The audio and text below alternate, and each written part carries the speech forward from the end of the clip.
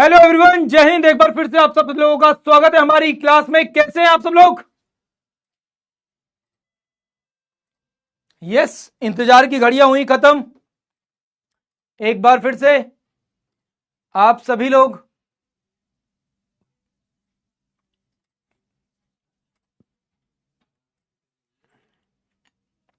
चलो। पुरुषोत्तम, राधा, शिखा, तेजस, माया, नैन्सी। हाँ भाई, वो उसके लिए कभी मना किया है मैंने?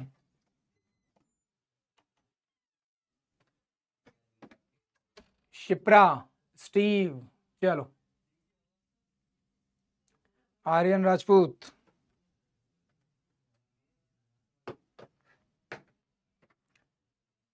हाँ भाई, एकता रंजन मैडम कहाँ है? खाना वाना खा लिया एकता रंजन मैडम? वैंसी, रोशनी राय, शीतल कुमावत। अरे, तुम में से कितने लोगों ने सेंटर अपना नोएडा डाला है? तुम में से कितने लोगों का सेंटर नोएडा है? नीतू, शैफत आलम। हाँ भाई, तुम में से कितने लोगों का सेंटर नोएडा है? रिद्धिमा।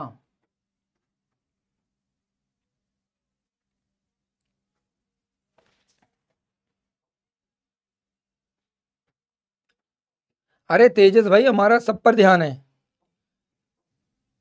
ठीक है, हमारा सब पर ध्यान रहता है, चिंता मत करो तुम।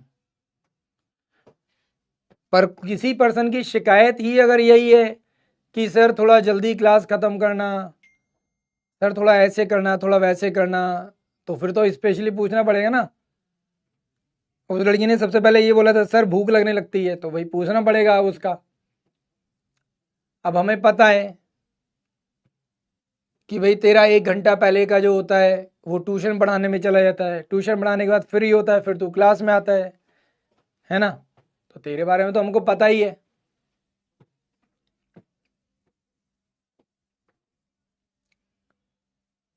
चलो, हाँ हाँ बिल्कुल आ जाऊंगा भाई नोएडा। वही तो पूछ रहा हूँ, कितने लोगों का सेंटर नोएडा है?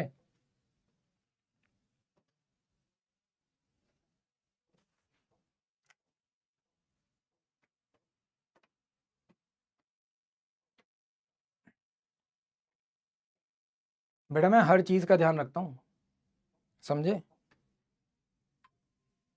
भगवान की दया से एक चीज़ बहुत अच्छी है मेरे पास। चाहे भले ही भगवान ने शक्ल सूरत ना दी हो, सीरत ना दी हो, मगर एक चीज़ बहुत अच्छी दी है भगवान ने, फोटोजेनिक मेमोरी मेरी। ठीक है, मैं काफ़ी सारी चीज़ों को देख कर याद कर लेता हूँ। देख कर याद कर लेता हूँ मीन्स ऐसा नहीं कि मतलब अगर कोई लिखी हुई चीज़ है तो उसको याद कर लिया, नहीं। फोटोजेनिक मेमोरी मतलब जो चीज़ें सामने विजुअलाइज हैं उनको तुरंत कैप्चर कर लेता हूँ। इसलिए मैं लोगों के चेहरे नहीं भूलता, समझे?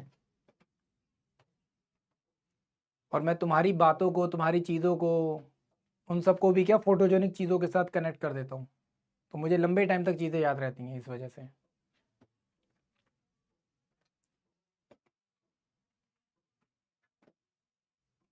अच्छा, ठीक है, चलो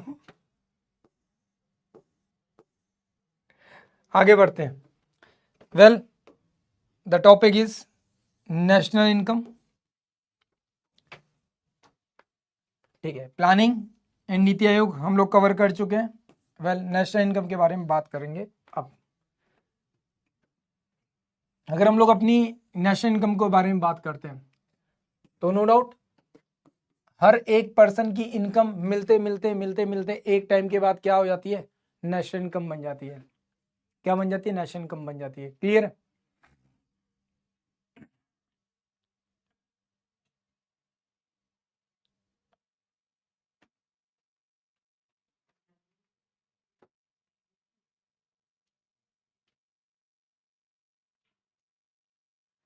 क्लियर है?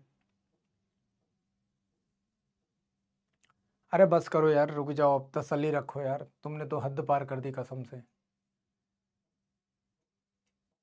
मतलब हंसी मजाक ठीक है, मगर इतना भी नहीं कि मतलब तुम तो लिटरली। ठीक है, थोड़ा बहुत तो बातें इसलिए करनी पड़ती हैं क्योंकि थोड़ा बहुत तुम्हें भी लगता होगा क्या यार, 2 घंटे से वही सब्जेक्ट पढ़ रहे हैं, 3 घंटे से वही सब्जेक्ट पढ़ रहे हैं, बोर हो रहे हैं, सेम टीचर बार बार क्लास में आ रहा है, सेम चीज़ें पढ़ा रहा है, ये हो रहा है वो हो रहा है, तो इसलिए थोड़ी बहुत बातें करनी पड़ती हैं इधर उधर की, ताकि तुम्हारा साथ थोड़ा सा तुम लोग चेयर अप कर सके तुमको, है ना, तुम्हारा जो डोपामीन डाउन हो चुका है उसको वापस से ऊपर उठा सकें।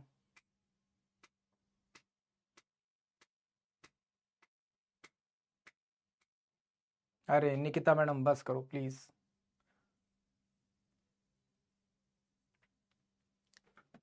ठीक है,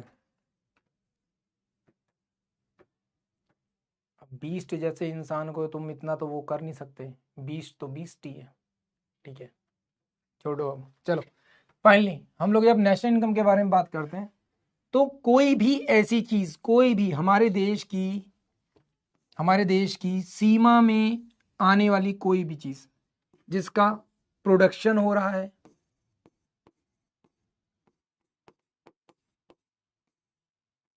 जिसका प्रोडक्शन हो रहा है, वो सीधे सीधे क्या होगा, हमारी जीडीपी में काउंट होगा। आपके द्वारा अर्न की गई कोई भी चीज, है ना, आपकी जो भी अर्निंग है ना, जिसे आप लोग इनकम कहते हो,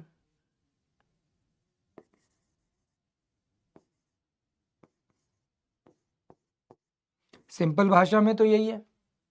जैसे अगर मैं तुमसे बोलूं कि तुम्हारी अपनी जो इनकम है ना, तुम्हारी अपनी जो इनकम है वो तुम्हारी अपनी इनकम है, बट तुम्हारी फैमिली में 4 मेंबर हैं, 4 क्या है, मेंबर हैं, इन चारों मेंबर की जो इनकम है वो किसकी इनकम है, वो फैमिली की इनकम है। किसकी, फैमिली की इनकम है, कलेक्टिवली है ना, सबकी एक साथ है, कलेक्टिवली सबकी एक साथ है। अरे हाँ यार, मैं तो भूल ही गया था, लिखते लिखते याद ही नहीं रहा। कलेक्टिवली क्या है, सबकी एक साथ है। तो आपकी अपनी जो इनकम है वो तो इनकम है, आपकी अपनी इंडिविजुअल पर्सन की है, पर आपकी फैमिली में 4 मेंबर हैं और चारों मेंबर की जो इनकम है वो क्या हो गया, वो फैमिली की इनकम हो गई। किसकी, फैमिली की इनकम हो गई, है ना। तो देश में जो भी प्रोड्यूस हो रहा है, देश में जो भी क्या हो रहा है, प्रोडक्शन हो रहा है, वो सब क्या है, जीडीपी का पार्ट है। क्या है, जीडीपी का पार्ट है। और even income of every person, पर आप पूरी इनकम थोड़ी देते होगे, उसमें से थोड़ा सा टैक्स देते होगे और पार्ट देते होगे। तो सब कुछ कलेक्टिवली मिलाकर हम लोग क्या करते हैं, जीडीपी बोल देते हैं, है ना, देश की इनकम बोल देते हैं। पर क्या ये एकदम परफेक्ट है, नहीं। क्या परफेक्ट है, नहीं। क्यों, क्यों परफेक्ट नहीं है, तो उसके पीछे बहुत सारे रीजन हैं, वो हम लोग एक एक करके जानेंगे। वेल अभी 2025 का डेटा हमारे पास है नहीं, अकॉर्डिंग टू द 2024-25 जो गवर्नमेंट डेटा था वो हमारे सामने ये था।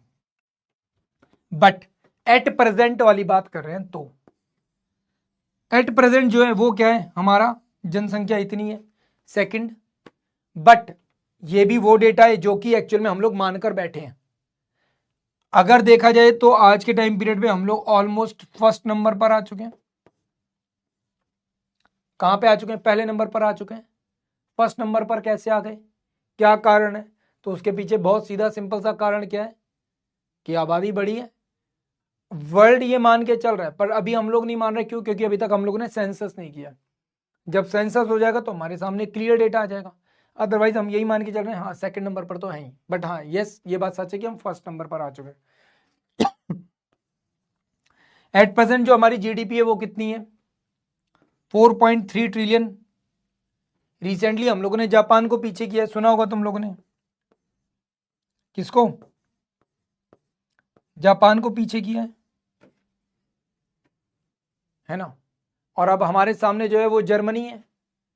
जर्मनी 5 ट्रिलियन के आसपास कुछ है, 4.8 समथिंग कुछ ट्रिलियन के आसपास है, 4.9 4.8 सम ट्रिलियन के आसपास है। एंड 2028-29 तक हमारी जो जीडीपी होगी वो 5.5 ट्रिलियन टच कर जाएगी। बट किसी भी तरीके का कुछ और मिस हैपनिंग ना हो तो, कोई और मिस हैपनिंग ना हो तो हम लोग 5.5 ट्रिलियन इकोनॉमी क्या कर जाएंगे, टच कर जाएंगे। क्लियर। फाइनली बात करते हैं हम लोग यहां पर अपनी historical development of national income को लेकर। सबसे पहले नेशनल इनकम के बारे में बात किसने की थी, दादा भाई नौरोजी ने। उन्होंने सबसे पहले अपनी बुक में बताया था poverty and un British rule in India के बारे में। उसमें उन्होंने बोला था एक जो आदमी होता है उसकी जो सालाना आय होती है वो 20 रुपए के आसपास होती है। सालाना कितनी, 20 रुपए के आसपास आय होती है एक पर्टिकुलर व्यक्ति की। उन्होंने ये चीज बताई थी। क्लियर है, क्लियर। जीडीपी के अकॉर्डिंग इन्वायरमेंट ऐसा नहीं है, ठीक है।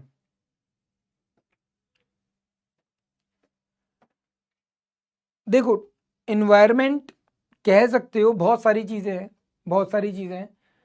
मैं खुद भी इस चीज को एक्सेप्ट नहीं करूंगा कि एकदम से जीडीपी बढ़ रही है तो लोगों की इनकम बढ़े। मैं बिल्कुल भी नहीं चाहता। मैं क्यों नहीं चाहता, क्योंकि उसका नेगेटिव इम्पैक्ट मेरे ऊपर बहुत पड़ेगा। कैसे पड़ेगा, एक बहुत अच्छा सा एग्जांपल मैं तुमको देता हूँ। तुम लोग ये अगर नहीं भी नोटिस कर रहे हो तो नोटिस करना चाहो तो सर्च कर लो इंटरनेट पे जाकर, कोई बुराई नहीं है उसमें। बहुत सीधा सिंपल सा हिसाब है। जब जब गवर्नमेंट ने इनकम टैक्स में लोगों को छूट दी है, उसके ठीक 2 से 3 महीने 4 महीने के अंदर सडनली बहुत सारी चीज़ों का प्राइस क्या होता है, राइज होता है। बहुत सारी चीज़ों का प्राइस राइज होता है। कई सारी तो ऐसी चीज़ें का भी कीमत बढ़ जाती है जिनके ऊपर आपको उम्मीद नहीं थी कि इनकी कीमत बढ़ेगी, और ये देखकर आपको कहीं ना कहीं झटका लगेगा। तो हमें फ़ायदा क्या हुआ, ठीक है, हमें फ़ायदा क्या हुआ। तो मैं कभी भी नहीं चाहता अब ऐसे में मान लो सडनली इंडिया की जीडीपी बढ़ जाए और जीडीपी के साथ साथ सडनली अचानक से पर कैपिटा इनकम भी बढ़ जाए। अगर मार्केट में पर कैपिटा इनकम अचानक से बहुत ज़्यादा बढ़ गई तो मार्केट में सर्कुलेशन पैसा बहुत ज़्यादा होगा, तो जो चीज़ें हैं वो सडनली बहुत ज़्यादा महंगी हो जाएंगी। और जब चीज़ें बहुत ज़्यादा महंगी होंगी तो एकदम से क्या होगा, जो गरीब आदमी वो बेचारा पिस जाएगा, क्योंकि वो उन चीज़ों को नहीं खरीद सकता, वो उन चीज़ों को नहीं खरीद सकता। क्लियर है बात, समझ में आई। तो इसीलिए इन्वायरमेंट धीरे धीरे हम लोग बना सकते हैं, बट एकदम से अगर वैसा इन्वायरमेंट बन जाएगा तो हमारे लिए क्या होगा, प्रॉब्लमेटिक हो जाएगा, बहुत ज़्यादा प्रॉब्लमेटिक हो जाएगा। ठीक है, हम लोग अमेरिका नहीं है, हम लोग यूरोपियन कंट्रीज जैसे नहीं है, ठीक है। उनके पास आबादी इंडिया के एक राज्य के जैसी है और हमारे पास आबादी आधी दुनिया के बराबर की है। तो हमारी पॉलिसीज और उनकी पॉलिसीज में ज़मीन आसमान का अंतर होगा, समझे, ज़मीन आसमान का अंतर होगा, इसीलिए ऐसा है। समझ में आई बात।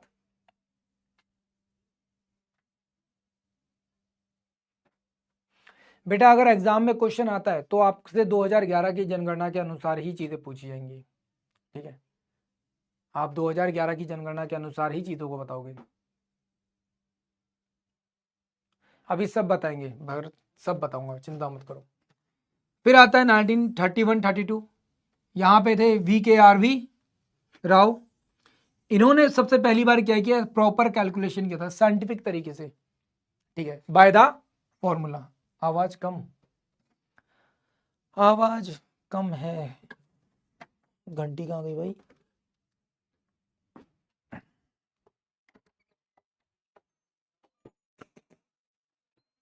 आवाज देख ले भाई, बच्चे कह रहे हैं आवाज कम है। और वो यार गर्म पानी बोलना भाई, उसको कहाँ सो जाता है, गर्म पानी पिलाता ही नहीं कभी,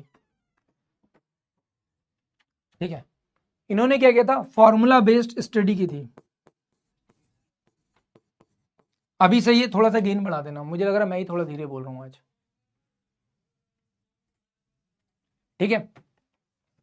तो इन्होंने प्रॉपर फॉर्मूले के हिसाब से क्या किया था, कैलकुलेशन किया था, प्रॉपर कैलकुलेशन किया था। फिर आता है 1948-49, ठीक है, गवर्नमेंट ऑफ इंडिया ने क्या किया, नेशनल इनकम का प्रॉपर कैलकुलेट किया। क्या किया, प्रॉपर कैलकुलेट किया। किसने, मिनिस्ट्री ऑफ कॉमर्स के थ्रू। किसके थ्रू, मिनिस्ट्री ऑफ कॉमर्स के थ्रू। और इस कैलकुलेशन में सपोर्ट किसने किया था, इस कैलकुलेशन में यहां पर व्यक्ति कौन थे, जिनके बारे में अभी आप लोगों ने पढ़ा था।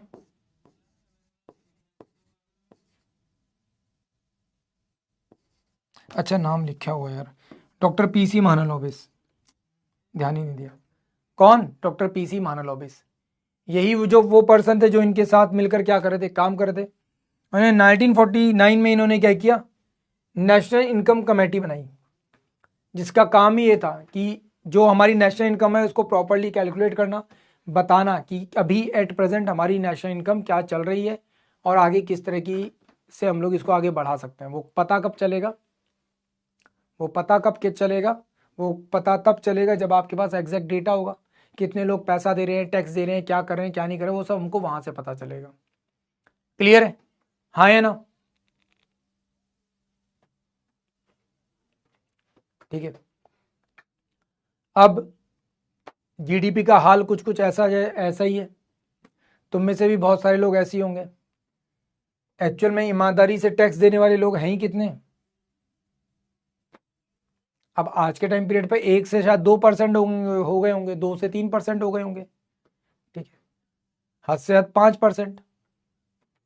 पर उसके ऊपर एक्सपर्ट ओपिनियन देने वाले सबके सब हैं, सबके सब ज्ञानी महात्मा पुरुष बैठे हुए हैं। अरे ऐसे नहीं, ऐसे ऐसे नहीं, ऐसे ये नहीं, ये कर देंगे, ये नहीं, ये करेंगे, ऐसा हो जाएगा तो वैसा हो जाएगा, जीडीपी यहां से यहां पहुंच जाएगी। ठीक है, यूट्यूब पर हर कोई आदमी ज्ञान दे रहा है, जीडीपी को ग्रोथ देनी है तो ये कर दो, जीडीपी को ग्रोथ देनी है तो ये कर दो, रॉकेट पे जीडीपी लिखकर उड़ा दो। मतलब लिटरली बहुत सारे लोग तो ऐसे हैं, आप देख लो, उठाकर देख लो अभी यूट्यूब अपना और सर्च करो जीडीपी की ग्रोथ कैसे की जा सकती है। विचारों की लाइन लग जाएगी आपके सामने, ऐसे ऐसे विचार होंगे जिनको सुनकर तुम हैरान रह जाओगे। वेल बट नेशनल इनकम होती क्या है, अब ये बात करते हैं। हम लोग पीछे बात कर भी रहे थे, अभी मैंने बताया भी था, एक अंडरस्टैंडिंग आपको दी भी थी। बट अब इसको प्रॉपर समझते हैं, इसकी वर्डिंग क्या होगी।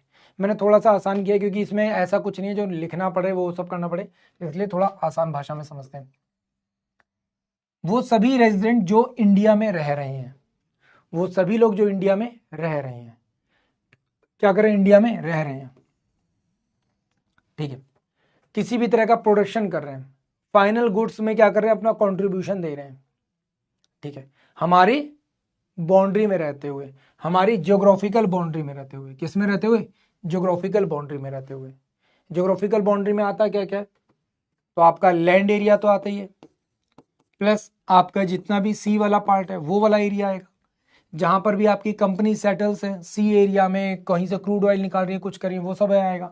प्लस आपकी जितनी भी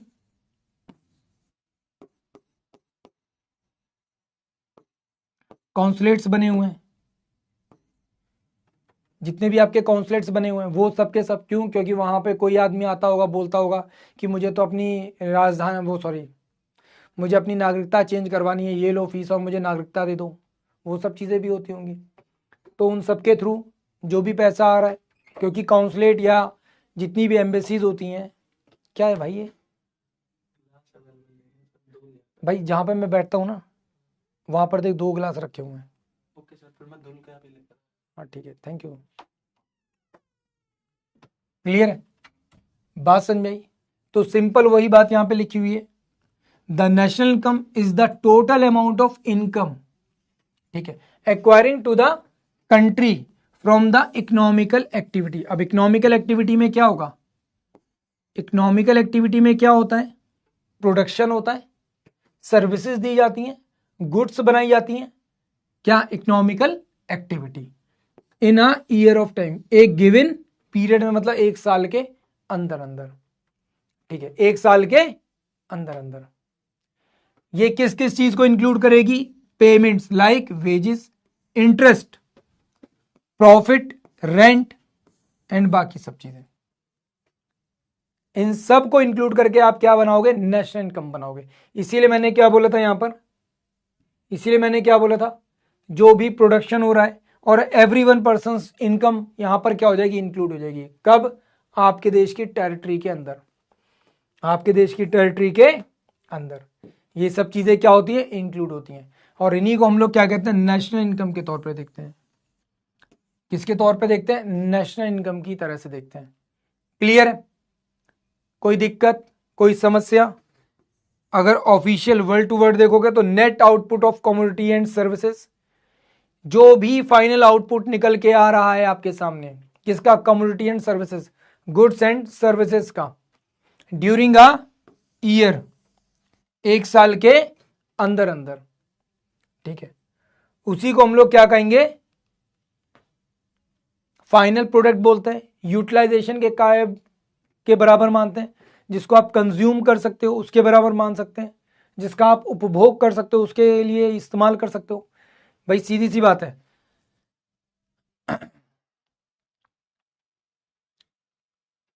खेतों से गेहूं आया, गेहूं से आटा बना, क्या आटा खा लोगे सीधे? नहीं ना, आटे से रोटी बनेगी, ब्रेड बनेगी, तब खाओगे, तभी खाओगे ना। तो क्या अल्टीमेट कंज्यूमर के पास पहुंचने के लिए तैयार हो। कल मैंने बात की थी, लास्ट में हम लोगों ने एकदम देखा था, लास्ट वाला पार्ट हम लोगों ने देखा था, एक तरफ कस्टमर है, एक तरफ कंज्यूमर है, ठीक है। कस्टमर जिसने साड़ी खरीदी पर पहनी नहीं, पहनी कंज्यूमर ने, पहनी कंज्यूमर ने, तो अल्टीमेट तो कंज्यूमर ही है। बात समझिए, इसीलिए क्या कंज्यूमर तक जो कंज्यूम करने के लिए चीजें पहुंच रही हैं, तो उसी को हम लोग किस में रखेंगे, अपनी नेशनल इनकम में रखेंगे। किस में रखेंगे? नेशनल इनकम में। पर क्या ये परफेक्ट है? नहीं है अभी भी।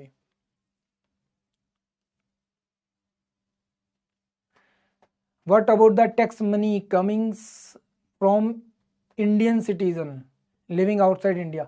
देखो, लिविंग आउटसाइड इंडिया, अगर वो इंडिया पैसा भेज रहे तो उसका थोड़ा बहुत तो टैक्स कटेगा, टैक्स कटेगा तो इसमें आ जाएगा, इसका हिस्सा बनेगा ही बनेगा।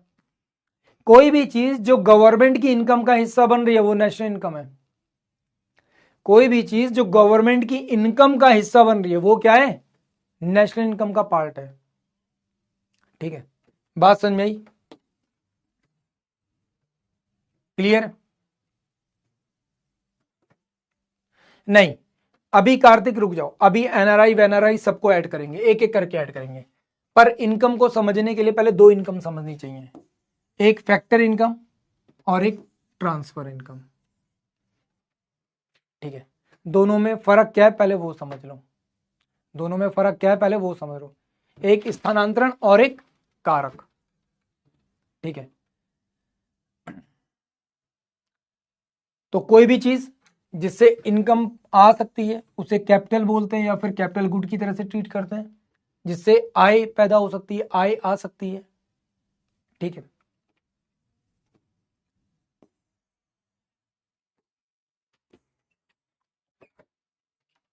किसी भी तरह के प्रोडक्शन से आने वाली आय, और विदाउट डूइंग रेंडिंग और एनी प्रोडक्शन एक्टिविटी, किसी भी प्रोडक्शन से ना आने वाली है, मतलब किसी और प्रोडक्शन के अलावा किसी और एक्टिविटी से आने वाली है।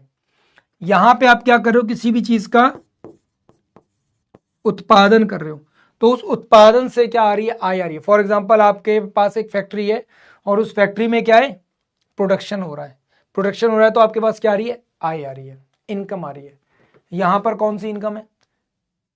गवर्नमेंट ने टैक्स लगा रखा था, वो टैक्स की मनी आ रही है, तो टैक्स क्या है? यहां पर है। आपने प्रॉपर्टी बेची, पैसा आया गवर्नमेंट के पास प्रॉपर्टी बेचने पर, खरीदने पर, वो क्या है? वो क्या है? ट्रांसफर इनकम है। क्या है? ट्रांसफर इनकम है। तुमने अभी बोला सर विदेशों से हमने पैसा आ रहा था, किसी एनआरआई ने अपने घर पे पैसा बेचा, उससे टैक्स आया, टैक्स ट्रांसफर इनकम है, ट्रांसफर हो रहा है ना। सिंपल सी बात है। बात समझ में आई? हाँ या ना? क्लियर है?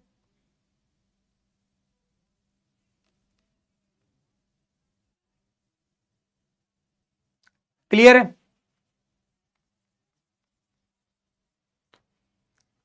यहां पर ये बायलैटरल नेचर की होती है, मतलब हर लेवल पर यहां पर क्या होता है? हर लेवल पर यहां पर क्या हो रहा है? टैक्स आ रहा है। कैसे आ रहा है? गेहूं वाले ने मिल को क्या बेचा, अनाज बेचा, उसने आटा बनाया, आटा बनाकर जैसे ही उसने बेचा टैक्स लगा। इसने ब्रेड बनाई, ब्रेड बनाकर जैसे ही इसने बेचा टैक्स लगा। यहां पर इसने खरीदा, खरीदने वाला भी क्या दे रहा है, उसके ऊपर टैक्स दे रहा है। बाइलेटरल हो गया, क्या हो गया, बाइलेटरल हो गया, सीधी सिंपल सी बात।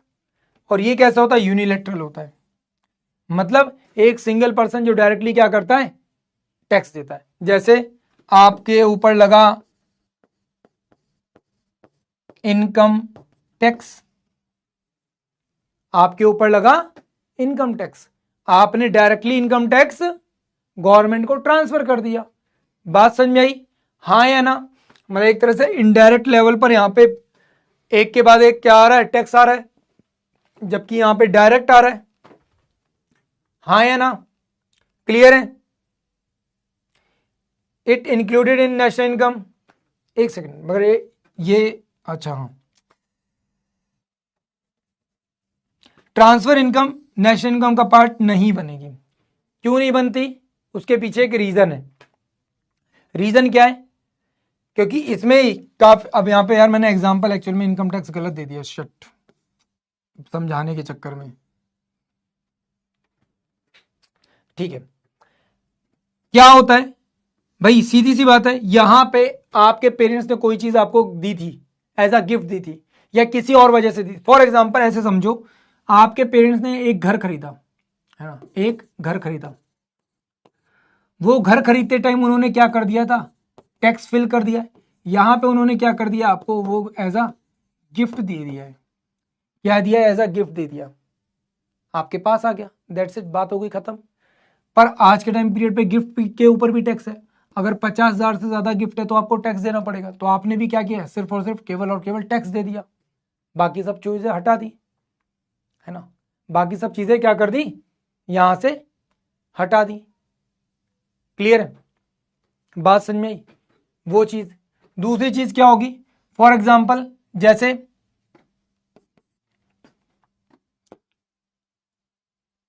गवर्नमेंट ने एक किसको बोलते हैं हम लोग, minimum alternative taxes, minimum alternative taxes, MAT। अब मिनिमम अल्टरनेटिव टैक्सेस क्या है, गवर्नमेंट ने बोला कि भाई आप स्टार्टअप कर लो, क्या कर लो, स्टार्टअप कर लो। इस स्टार्टअप को करने के लिए आपको बहुत सारे टैक्सेस में हम क्या करेंगे, छूट दे देंगे, पर एक मिनिमम टैक्स तो देना पड़ेगा, इनकेस आपको प्रॉफिट हो गया तो। या आप अगर बचाने की भी कोशिश करोगे, आप बोलो मेरे पास तो प्रॉफिट हो ही नहीं रहा, प्रॉफिट नहीं हो रहा, तो आप क्या करोगे, कहीं ना कहीं टैक्स की चोरी कर सकते हो। तो गवर्नमेंट ने बोला एक मिनिमम अल्टरनेटिव टैक्सेस देना पड़ेगा। ठीक है, तो क्या एक फॉर्मेट बना दिया, वो बनाया इसी वजह से। वहीं पर यहां पर कहेंगे तो यहां पर हर एक चीज को क्या किया जाएगा, इंक्लूड किया जाएगा, इसलिए क्या बन जाएगा, आपकी नेशनल इनकम का पार्ट बन जाएगा। प्रॉफिटलेस एक्टिविटी, हाँ बोल सकते हो, प्रॉफिटलेस एक्टिविटी ये भी बोल सकते हो एक तरह से, प्रॉफिटलेस एक्टिविटी बिल्कुल सही। ठीक है, सब्सिडीज बोल सकते हो सब्सिडी, बट प्रॉपर सब्सिडीज इसका पार्ट नहीं बनती, क्योंकि सब्सिडी जनता के हाथ में जाती है, सरकार के हाथ में नहीं जाती। ठीक है, उसका लाभ जनता को हो रहा है। हम लोग उन चीजों की बात करें जिसका बेनिफिट सरकार को होता है, सरकार के पास जो पैसा जाए उसके बारे में बात कर रहे हैं। वेल, फिर यहां पे आता है एक बेसिक प्राइस। अब ये बेसिक प्राइस है क्या, इतना पढ़ने की जरूरत नहीं, सीधे यहां पर ध्यान दो। Basic price, price receive by the producer minus product taxes plus product subsidies, तो उस वस्तु का क्या निकलेगा, बेसिक प्राइस निकलेगा। फॉर एग्जांपल मान लो आपने कोई कंपनी लगाई थी जिसका काम था ब्रेड बनाने का, ठीक है, आपने बोला कि मैं आटे से क्या बनाऊंगा, ब्रेड बनाने का काम करूंगा। सब लोग मैदे वाली ब्रेड पिला खिलाते हैं, मैंने स्टार्टअप किया जो आटे से क्या करेगी, ब्रेड बना कर देगी। ठीक है, तो प्राइस रिसीव बाय प्रोड्यूसर, आपको मान लो कोई पैसा मिला 10,000 रुपए प्रोडक्शन के लिए। ठीक है, माइनस हो गया जो भी प्रोडक्ट के ऊपर टैक्स लग रहा है। फॉर एग्जाम्पल आपको जो पैसा मिला वो कितना मिला अपने प्रोडक्ट पर, 10,000 रुपए। उस 10,000 में से मान लो आपके ऊपर टैक्स लगा कितना, 2,000 रुपए। 2,000 क्या लगा, टैक्स। ये तो आपको प्रोडक्ट पर पैसा मिला है, प्रोडक्ट की जो इनकम हुई है, प्रोडक्ट से जो इनकम हुई है, इसके ऊपर लग गया टैक्स, प्लस प्रोडक्ट के ऊपर मिली आपको सब्सिडी। तो गवर्नमेंट ने बोला 20,000 2,000 रुपए टैक्स लगाए, हम आपको क्या करेंगे, सब्सिडी दे देते हैं। कितनी, 50% की, ताकि आप अपने स्टार्टअप को कंटिन्यू कर सको। तो एक तरह से आपका जो बेसिक प्राइस हो गया इसका ब्रेड का, वो कितना हो गया, 9,000 रुपए। तो अब क्या होगा, इस सब्सिडी की वजह से आप अपना प्रोडक्ट क्या करोगे, सस्ता करके बेचोगे। क्या करके बेचोगे, सस्ता करके बेचोगे। सस्ता करके बेचने से क्या होगा, बेनिफिट होगा, किसको, जनता को भी, और आपको तो बेनिफिट हो ही रहा है। ठीक है, जैसे आज के टाइम पीरियड पे स्टार्टअप्स को गवर्नमेंट ने प्रोडक्शन इंसेंटिव स्कीम्स दे रखी है। क्या होता है प्रोडक्शन इंसेंटिव स्कीम में, कि आप जो भी प्रोडक्शन करोगे उसके ऊपर जो भी एक्स्ट्रा खर्चे आएंगे वो हम आपके लिए करेंगे। आपको स्पेशली ज़मीन दिलवा देंगे ताकि आपको रेंट की दिक्कत ना हो, आप वहाँ पे अपनी क्या फैक्ट्री लगाओ और चलाओ, आपको क्या नहीं होगी, दिक्कत नहीं होगी रेंट की, इन सब की। यहाँ पे बात समझ में आई, क्लियर है, हाँ या ना। अब बेसिक प्राइस वैसे आपसे नहीं पूछेगा, ये 100% चांसेस हैं, ना आपसे बेसिक प्राइस पूछेगा ना आपसे ये चीज पूछेगा। तो ये पढ़ने की जरूरत क्यों पड़ रही है, पढ़ने की जरूरत इसलिए पड़ रही है ताकि आपको एक बेसिक अंडरस्टैंडिंग मिल सके, आपकी समझ डेवलप हो सके, क्या हो सके, समझ डेवलप हो सके। बट हाँ, फैक्टर कॉस्ट जरूरी है। What is factor cost and market price, what is factor cost and market price. अब हम लोगों ने पीछे बात की थी बेसिक प्राइस। बेसिक प्राइस वो प्राइस है जिस पर प्रोडक्ट अवेलेबल हो गया है, बट इसको प्रोडक्ट को तैयार करने में जो पैसा है, यहां पर price received by the producer, तो ये तो फाइनल प्राइस रिसीव हो रहा है, बट इस प्रोड्यूसर को उत्पादन करने में, प्रोड्यूस करने में, किसी चीज की मैन्युफैक्चरिंग में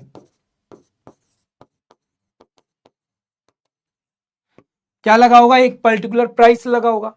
फॉर एग्जाम्पल उसमें सैलरी दी होगी लोगों की, रेंट दिया होगा, ठीक है। फॉर एग्जाम्पल इलेक्ट्रिसिटी बिल है, जो भी बिल्स हैं, ठीक है। रॉ मटेरियल है,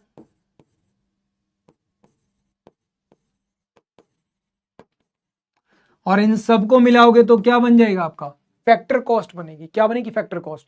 मतलब वो सारी चीजें जो किस में इन्वॉल्व है, प्रोडक्शन में इन्वॉल्व है।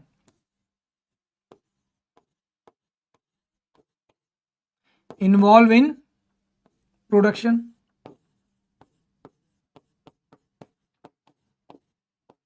ये सारी चीजें किसमें इन्वॉल्व हैं, प्रोडक्शन में इन्वॉल्व है, उनको हम लोग क्या कहेंगे, फैक्टर कॉस्ट। क्या कहेंगे, फैक्टर कॉस्ट। फिर आता है मार्केट कॉस्ट।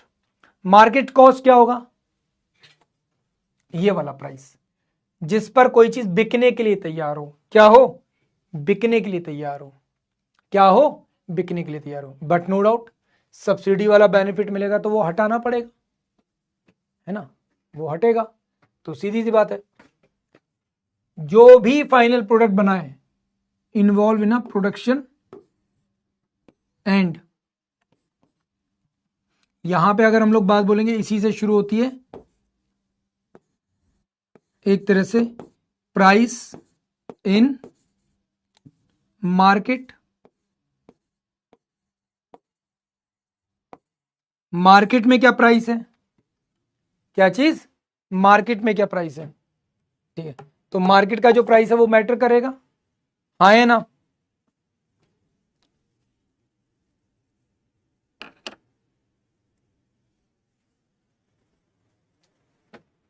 क्लियर है,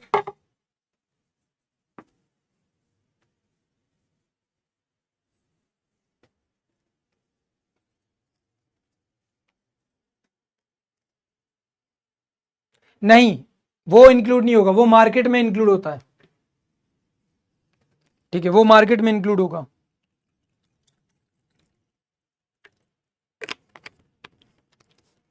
क्लियर,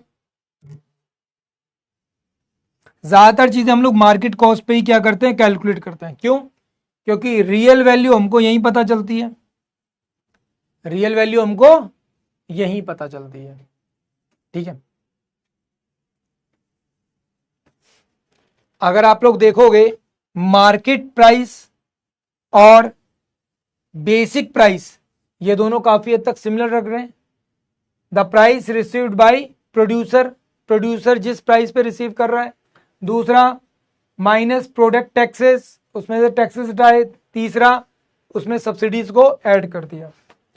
यहां पर अगर बात करेंगे तो सेम कॉस्ट ऑफ प्रोडक्शन कितनी आ रही है, प्रोड्यूसर की बात नहीं हो रही, किसकी बात हो रही है, प्रोडक्शन की बात हो रही है कि प्रोडक्शन में कितनी कॉस्ट आई है, प्लस जो भी उसमें इनडायरेक्ट टैक्सेस लगे माइनस कर देंगे क्या, सब्सिडी।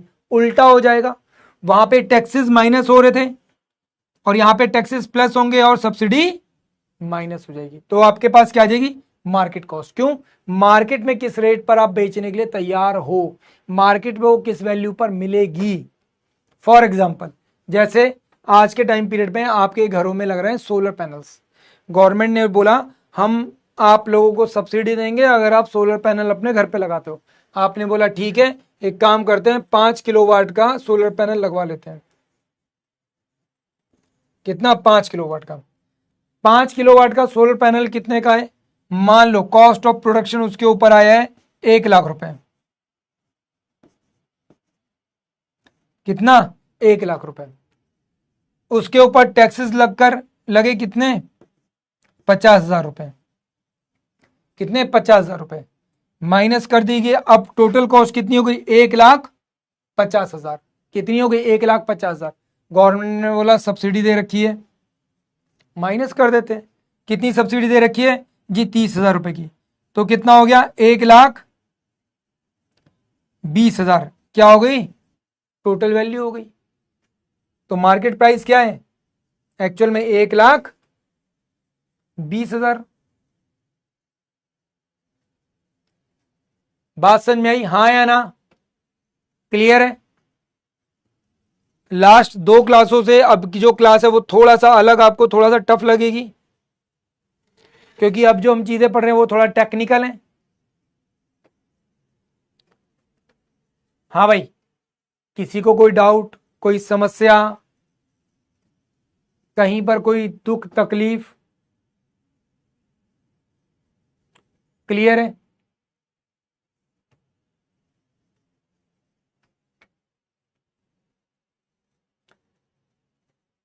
सब्सिडी जो किसानों को मिल जाती है, सब्सिडी सोलर पैनल लगवाने पर आपको मिल जाती है।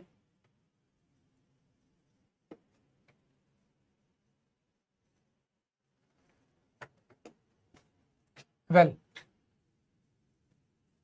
फिर आता है नेशनल इनकम को मेजर कैसे करते हैं, तो 3 तरीके होते हैं, 4। एक जीडीपी ग्रॉस डोमेस्टिक प्रोडक्ट, एक एनडीपी नेट डोमेस्टिक प्रोडक्ट, एक जीएनपी ग्रॉस नेशनल प्रोडक्ट, एक एनएनपी नेट नेशनल प्रोडक्ट। तो 4 वो तरीके हैं जिनसे हम लोग क्या करते हैं, इनको कैलकुलेट करने का काम करते हैं। क्लियर, ठीक है। आपसे पीछे जो भी कुछ तुमने पढ़ा था उसमें से कितना पूछेगा क्लियर नहीं है, बट ये 4 चीजें जरूर पूछता है examiner. Factor cost, market cost आपको अच्छे से पता होनी चाहिए, आपको पता होना चाहिए इनके बारे में। ठीक है, ठीक है, पता होना चाहिए इनके बारे में। तो जो चीज इंपॉर्टेंट है उसी के ऊपर ध्यान देना। इकोनॉमिक्स का एक क्वेश्चन आता है, एक क्वेश्चन के लिए कई घंटे बर्बाद नहीं करने, उतना ही जानो जितना जरूरी है, क्योंकि तुम्हें सीडीएस का एग्जाम नहीं देना है, सॉरी सीडीएस वाले भी होंगे बट सीडीएस वाले थोड़ा डिटेल में समझ लो, बट जान सब लो, ठीक है, ताकि एक अंडरस्टैंडिंग डेवलप करने में आसानी हो। कभी इन केस जीडी में कहीं पर अगर बोलने के लिए मिले तो तुम्हारे पास पॉइंट्स हों, चीजें हों, नॉलेज हो, इंफॉर्मेशन हो। वेल बात करते हैं जीडीपी, जीडीपी की बात करते हैं तो ये काफी हद तक वही चीज सुनने को मिलती है जैसे अभी हम लोग नेशनल इनकम बोल रहे थे। किसको बोल रहे थे, नेशनल इनकम को बोल रहे थे। पर जीडीपी ये सब क्या एकदम परफेक्ट होते हैं, नहीं होते हैं। इंडिया अभी भी अपनी नेशनल इनकम को किसके बेस पे रखता है, जीडीपी के बेस पे रखता है। हमारी जो नेशनल इनकम है वो इसी के बेस पर है। जबकि जितने भी डेवलप्ड नेशंस होते हैं वो किसका यूज करते हैं, जीएनपी का यूज करते हैं।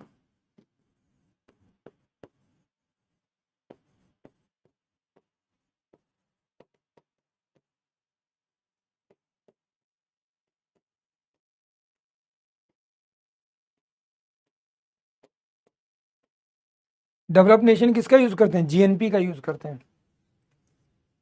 जबकि हम लोग अभी भी क्या कर रहे हैं, जीडीपी का यूज कर रहे हैं। ठीक है, मोस्टली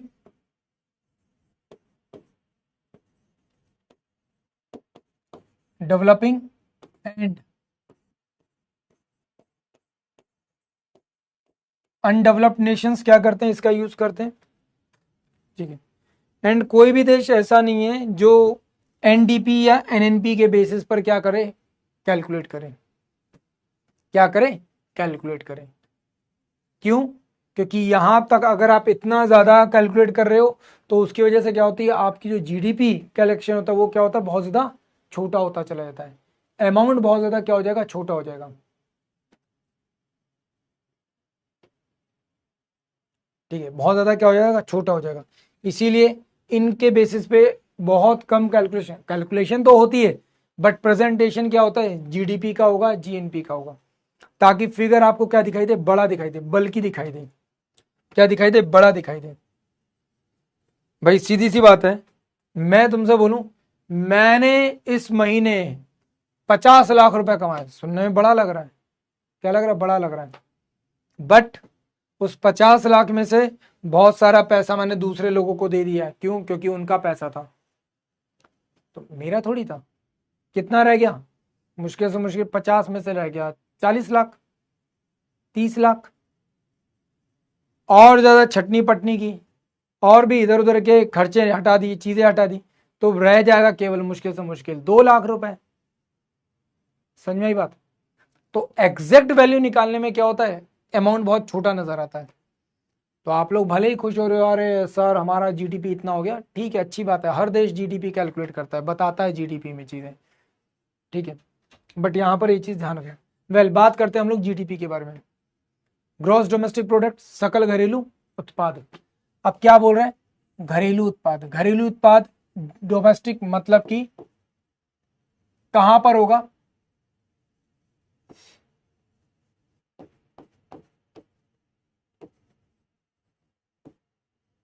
बाउंड्री ऑफ नेशन, देश की सीमा के अंदर होगा। डोमेस्टिक बोल रहा है ना, तो देश की सीमा के क्या होगा, अंदर होगा। बस यही बात आपको याद रखनी है, डोमेस्टिक मतलब देश की सीमा के अंदर होगा, बाउंड्रीज के अंदर होगा। तो हमारी टेरिटरी के अंदर,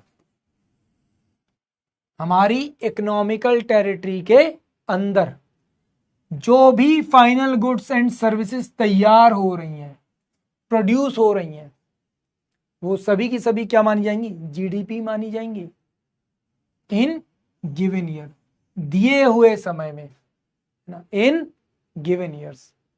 तो उनकी जो वैल्यू होगी उसको हम लोग क्या कर लेंगे, कैलकुलेट कर लेंगे, उसी को हम लोग क्या बोलेंगे, जीडीपी बोलेंगे। क्लियर है, हाँ या ना।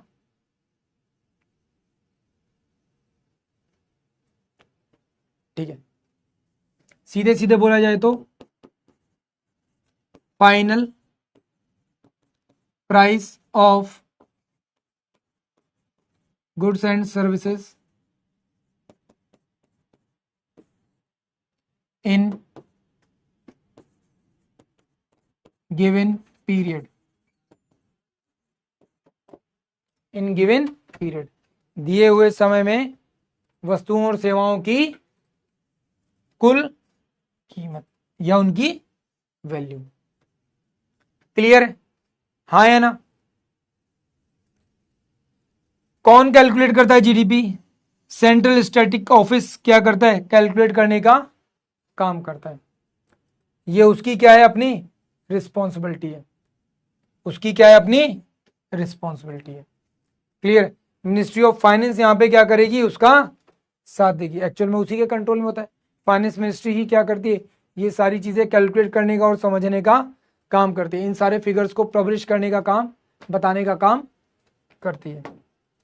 क्लियर है,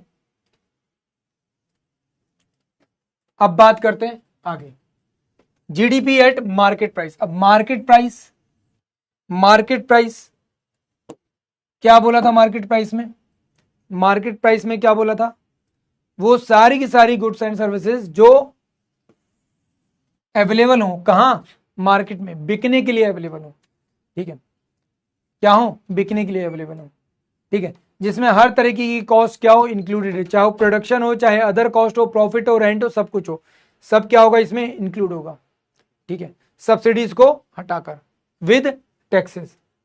तो जब हम लोग यहां पर जीडीपी बोल रहे हैं, तो जीडीपी एट मार्केट प्राइस का मतलब क्या है? जो भी चीजें मिलने के लिए अवेलेबल हैं, ठीक है, मिलने के लिए अवेलेबल है, मतलब कि उनकी मार्केट में कॉस्ट क्या है उस टाइम पीरियड पे, जब उसमें टैक्सेस भी इंक्लूड हो चुके हैं। क्या इंक्लूड हो चुके हैं? टैक्स इंक्लूड हो चुके हैं। क्या हो चुके हैं? इंक्लूड, टैक्स हो चुके हैं। माइनस हो चुकी है क्या? सब्सिडी वाला पार्ट। क्या हो चुका है? माइनस सब्सिडी वाला पार्ट। तो इसी वजह से हम लोग इसको क्या करें? मार्केट प्राइस पे बोल रहे हैं। क्या बोल रहे हैं? मार्केट प्राइस पे बोल रहे हैं। क्लियर है? क्लियर है? तो इसको हम लोग शॉर्ट में क्या बोलते हैं? P into Q, price of goods and services and quantity of goods and services. अगर मल्टीप्लाई कर देंगे तो हमें एक जीडीपी की कंडीशन मिल जाती है। पर क्या ये परफेक्ट फॉर्मूला नहीं है? परफेक्ट फॉर्मूला क्या है आपका? ये है, GDP is equal to C plus I plus G plus minus X minus M. ये क्या है? परफेक्ट जीडीपी का फॉर्मूला है। सी मतलब कंजम्पशन, आई मतलब इन्वेस्टमेंट, ठीक है, गवर्नमेंट एक्सपेंडिचर, जी मतलब government expenditure, and net export import मतलब एक्सपोर्ट माइनस इंपोर्ट। जब ये आ जाएगा तब उसको हम लोग क्या बोलेंगे? फाइनल जीडीपी बोलेंगे। यही हमारी क्या है? एक्चुअल जीडीपी है। क्या है? एक्चुअल जीडीपी है, जो इसी फॉर्मूले से क्या होती है? निकल कर आती है। क्लियर? तो ये क्या है? काफी हद तक परफेक्ट है, काफी हद तक एक्सेप्टेबल है। क्या है? एक्सेप्टेबल है। रिसेंटली रिवाइज किया गया यहां पर, और जीडीपी का जो बेस ईयर रखा गया वो क्या रखा गया? 2022-23 रखा गया है। ठीक है, और ये अभी कुछ टाइम पहले की ही बात है, ज्यादा पुरानी बात नहीं है। ठीक है,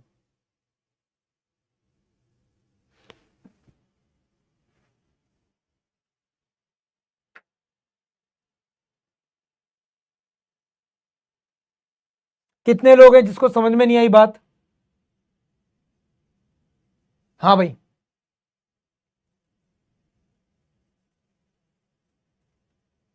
कितने लोगों को नहीं आ रही समझ में बात?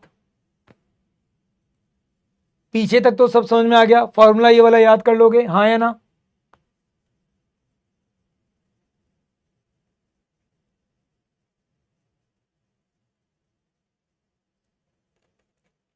बेटा टफ तो है थोड़ा सा इकोनॉमिक्स। हाँ भाई, क्लियर है यहां तक? अरे भाई बता दो, किसी को कोई डाउट, किसी को कहीं कुछ समझ में ना आ रहा हो, कोई गिला शिकवा?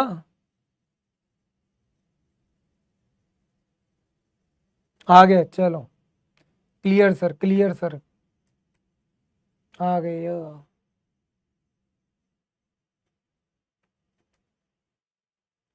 चलें आगे? चलो देखो,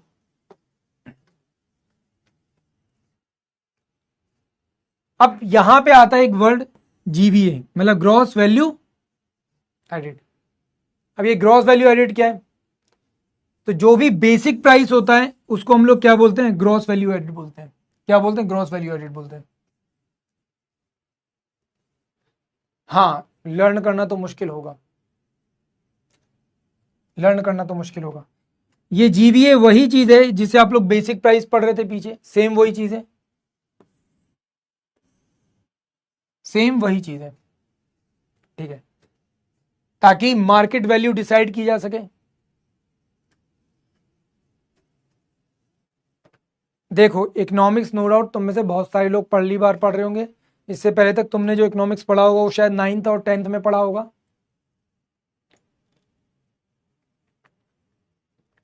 और वो भी केवल कहने के लिए पढ़ा होगा कि हाँ ठीक है पढ़ लिया, ठीक है। ऐसी कोई खास जरूरत तुमको लगी नहीं कि तुम्हें लिटरली लगाओ कि हाँ यार ये तो अच्छे से पता होना चाहिए, ये तो हमारे लिए इम्पोर्टेंट है, ऐसा कुछ तुम्हें फील नहीं हुआ होगा, ठीक है। बट कोई बात नहीं, यहाँ पर भी तुम्हारे एग्जाम में जो पार्ट आता है, अगर ईमानदारी से बताऊं तो लिटरली 25 में से, ठीक है, 25 में से ईमानदारी से बोला जाए तो 10 से लेकर 15 क्वेश्चन तो तुम्हारे डायरेक्टली सिर्फ और सिर्फ केवल और केवल करंट अफेयर बेस्ड होते हैं। 10 से 15 क्वेश्चन, बचे 10 क्वेश्चन, इन बचे हुए 10 क्वेश्चंस में तुम्हारा साइंस भी आता है, तुम्हारा जीके वाला पार्ट भी आता है और तुम्हारा स्टैटिक वाला पार्ट भी आता है, इन बचे हुए 10 क्वेश्चन में। अब इन बचे हुए 10 क्वेश्चन में अगर तुम सब डालोगे तो history, geography, polity, economics, static, science, सब क्या एक एक क्वेश्चन, दो दो क्वेश्चन मान लो, बस इससे ज़्यादा की ज़रूरत भी नहीं पड़ेगी। बट प्रॉब्लम क्या होती है, प्रॉब्लम ये है कि इस पार्ट को आप छोड़ नहीं सकते। क्यों? क्योंकि नोटिफिकेशन जब आया था तो उसमें बोला सब गया था कि आपसे सब पूछा जाएगा, history, geography, polity, economics, current affair सब पूछा जाएगा। और सब पूछा जाएगा, मान लो अभी तो चलो ठीक है, पैटर्न ऐसा है कि 10 से 15 क्वेश्चन सीधे करंट अफेयर से आ रहे हैं, क्या पता इस वाले में सडनली सब कुछ चेंज हो जाए और करंट अफेयर की जगह पूरा का पूरा स्टैटिक पार्ट आ जाए, पूरा का पूरा जीके वाला पार्ट आ जाए, तब क्या करोगे? तब तो बोलोगे सर दुनिया बदल गई, ये तो सर सब कुछ अचानक से ये सब क्या हो गया सर, तहस नहस हो गया सब कुछ, जैसा सोचा था उससे बिल्कुल उलट सर। केवल मात्र 2 क्वेश्चन, 5 क्वेश्चन केवल करंट के थे, बाकी सबका सब यही था। तो इसीलिए मजबूरी है कि आपको पढ़ना तो सब पड़ेगा, समझना सब पड़ेगा, याद सब करना पड़ेगा, ठीक है। इकोनॉमिक्स ही मात्र एक ऐसा सब्जेक्ट है जिससे सबके सब डरते हैं, सबके सब भागते हैं। अरे बायो तो बहुत आसान है यार, बायो में है ही क्या, बायो में है ही क्या, कुछ भी नहीं है बायो में। ले देकर विटामिन ऐड कर ले, विटामिन के साथ साथ बीमारियां पढ़ लो, डिजीजेस पढ़ लो, ठीक है, ब्लड के बारे में पढ़ लो, थोड़ा सा रेस्पिरेशन, डाइजेशन और ये सब चीजें पढ़ लो, बस इससे ज्यादा पढ़ने की जरूरत ही नहीं पड़ेगी तुम्हें, ठीक है। तुम्हें बेसिक टर्मिनोलॉजी पता होनी चाहिए, क्रोमोसोम ये वो, बस बेसिक अंडरस्टैंडिंग तुम्हारी अगर बायो में ना, तुम आराम से क्वेश्चन निकाल लोगे। मुश्किल से 1 या 2 क्वेश्चन बनते हैं, टर्म्स भी ऐसी कोई मुश्किल नहीं है यार, मतलब मेरे जैसा आदमी अगर बोले तो समझ में आता, पर मुझे खुद बायो थोड़ी आसान लगती है बाकियों के कंपैरिजन में। हाँ, मेरे साथ दिक्कत ये है कि स्पेलिंग एरर हो जाता है बायो में।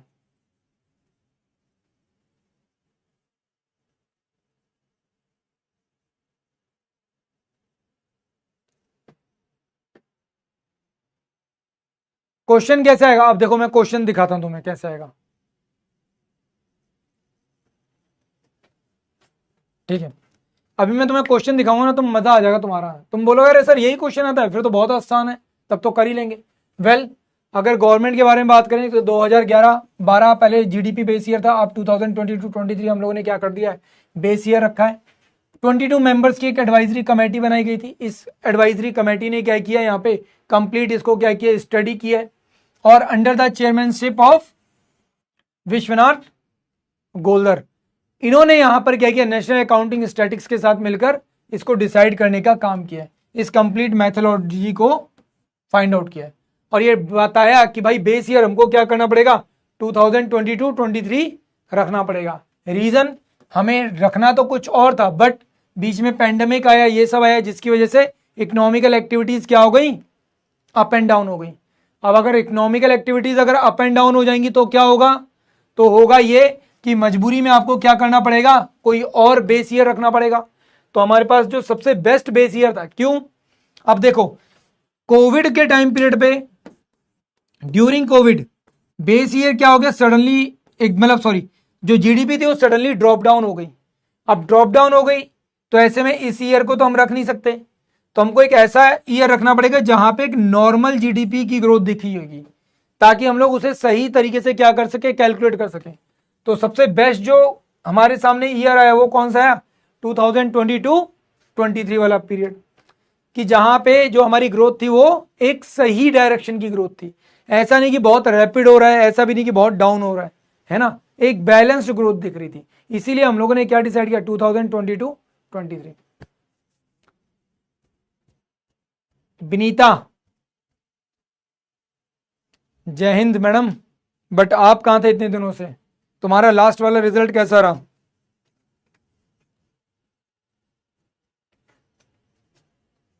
यार बहुत सारे बच्चे ना, इस पुराने पुराने बैच वाले भी बच्चे इस बैच में, उनको फ्री में मिला था, बहुत सारे ऐसे बच्चे भी हैं, बट ठीक है, अच्छी बात है। वेल, ग्रॉस वैल्यू एडिड, अभी हम लोग इसके बारे में बात कर रहे थे, यहाँ पे मैंने बताया था आपको ग्रॉस वैल्यू एडिड के बारे में थोड़ा सा बेसिक, यहाँ पे समझ लो क्या होता है gross value added.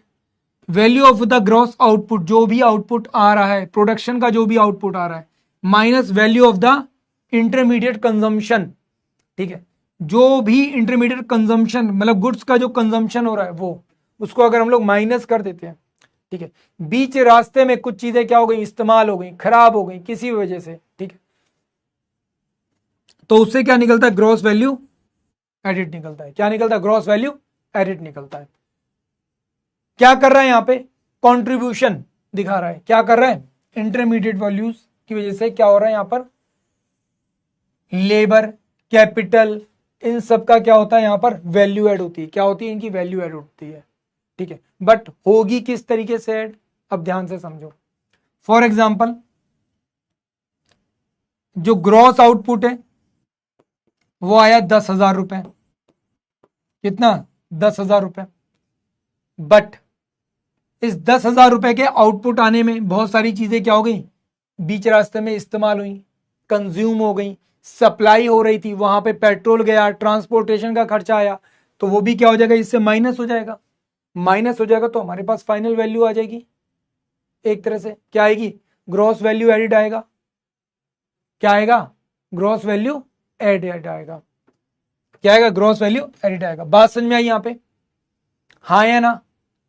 For example, आपने किसी चीज का उत्पादन किया, आपने ब्रेड उगाई, मतलब सॉरी उगाई बोल रहा हूं, ब्रेड आपने क्या की, प्रोड्यूस की, ब्रेड आई कितने की, 10,000 रुपए की पूरी आई, पूरी ब्रेड कितने की तैयार हुई, 10,000 रुपए की हुई, बट ट्रांसपोर्टेशन और अदर चीजों में क्या हुआ, आपका पैसा कंज्यूम हुआ है, कंज्यूम हुआ है तो वो क्या होगा,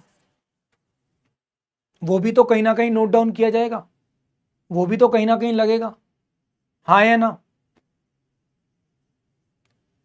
तो इसे बेसिकली कैलकुलेट करने का तरीका क्या है, अगर हम लोग proper base year base price पर देखेंगे तो जीएवी एट फैक्टर कॉस्ट, मतलब वो कॉस्ट जो प्रोडक्शन में लगी है, जो सिर्फ और सिर्फ किस में लगी है, प्रोडक्शन में लगी है। 10,000 रुपए केवल और केवल किस में लगे थे, आपके केवल और केवल प्रोडक्शन में जो लगे हैं, किस में लगे, केवल और केवल प्रोडक्शन में। प्रोडक्शन में केवल वही कॉस्ट लगती है जो फैक्टर कॉस्ट है, मतलब आपका रेंट, आपके द्वारा दी गई सैलरी, आपका रॉ मटेरियल, तुम समझोगे नहीं, फैक्टर कॉस्ट कहां पे आया है, आपका रॉ मटेरियल, आपके जो भी सैलरी दी है, आपका जो भी रेंट गया, आपका जो भी कैपिटल लगा है, इसी चीज को हम लोग क्या रखेंगे यहां पर, क्या रखेंगे यहां पर, क्या रखेंगे हम लोग यहां पे, as a factor cost calculate करेंगे। क्या करेंगे, as a factor cost calculate करेंगे। प्रोडक्शन में जो कॉस्ट लगी है ना, प्रोडक्शन कॉस्ट को हम लोग यहां पर देख रहे हैं, सिर्फ और सिर्फ प्रोडक्शन कॉस्ट को देख रहे हैं, क्लियर है, और माइनस प्रोडक्शन टैक्स, जो भी टैक्सेस लगे, एंड प्रोडक्शन सब्सिडी, जो भी सब्सिडी आपको दी गई है, उससे क्या निकलेगा आपका, जीवीए ऑफ, क्लियर है, basic price. Math plus commerce थी क्या स्ट्रीम, अब इधर ध्यान दो सब लोग। ग्रीन जीडीपी क्या होता है, ग्रीन जीडीपी सिंपल सीधा सा फंडा है। ग्रीन जीडीपी का जब भी बात होगी तो बात होगी किसको लेकर, क्लाइमेट को लेकर, किसको लेकर, क्लाइमेट को लेकर। यहां पर सिर्फ और सिर्फ केवल एक ही चीज के बारे में बात होती है, क्या,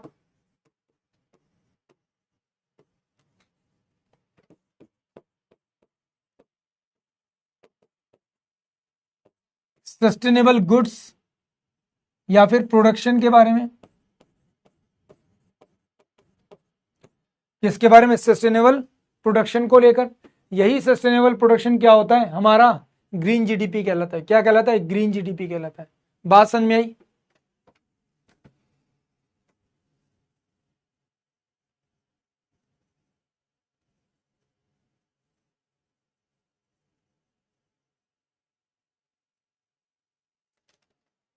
ठीक है, क्या कहलाता है, ग्रीन जीडीपी कहलाता है। वो जीडीपी जिसका मेन फोकस क्या है, इन्वायरमेंट है, जिसका मेन फोकस क्या है, इन्वायरमेंट है। बट अगर हम लोग बात करते हैं ग्रॉस इन्वायरमेंट प्रोडक्ट, क्या बोलते हैं, ग्रॉस इन्वायरमेंट प्रोडक्ट, तो इसका कैलकुलेशन सिर्फ और सिर्फ किसके बेस पे होगा, इन्वायरमेंट या इकोसिस्टम के बेस पे होगा।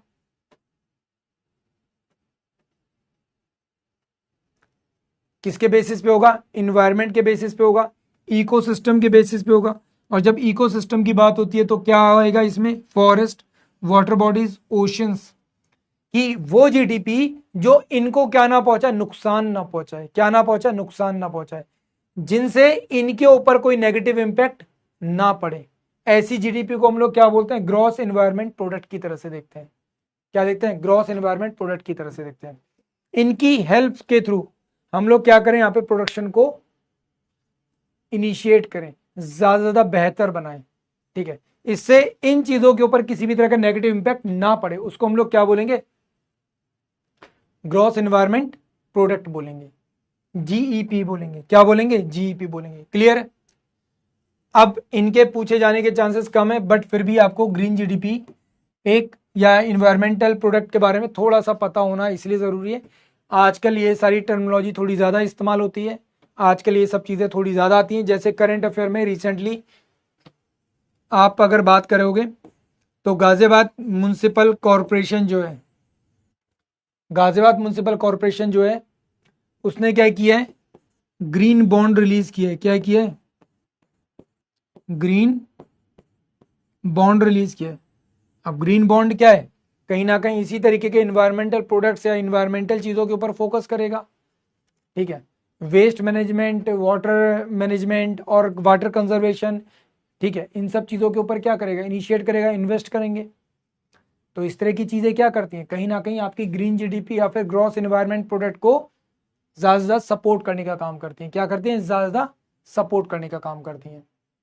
Clear.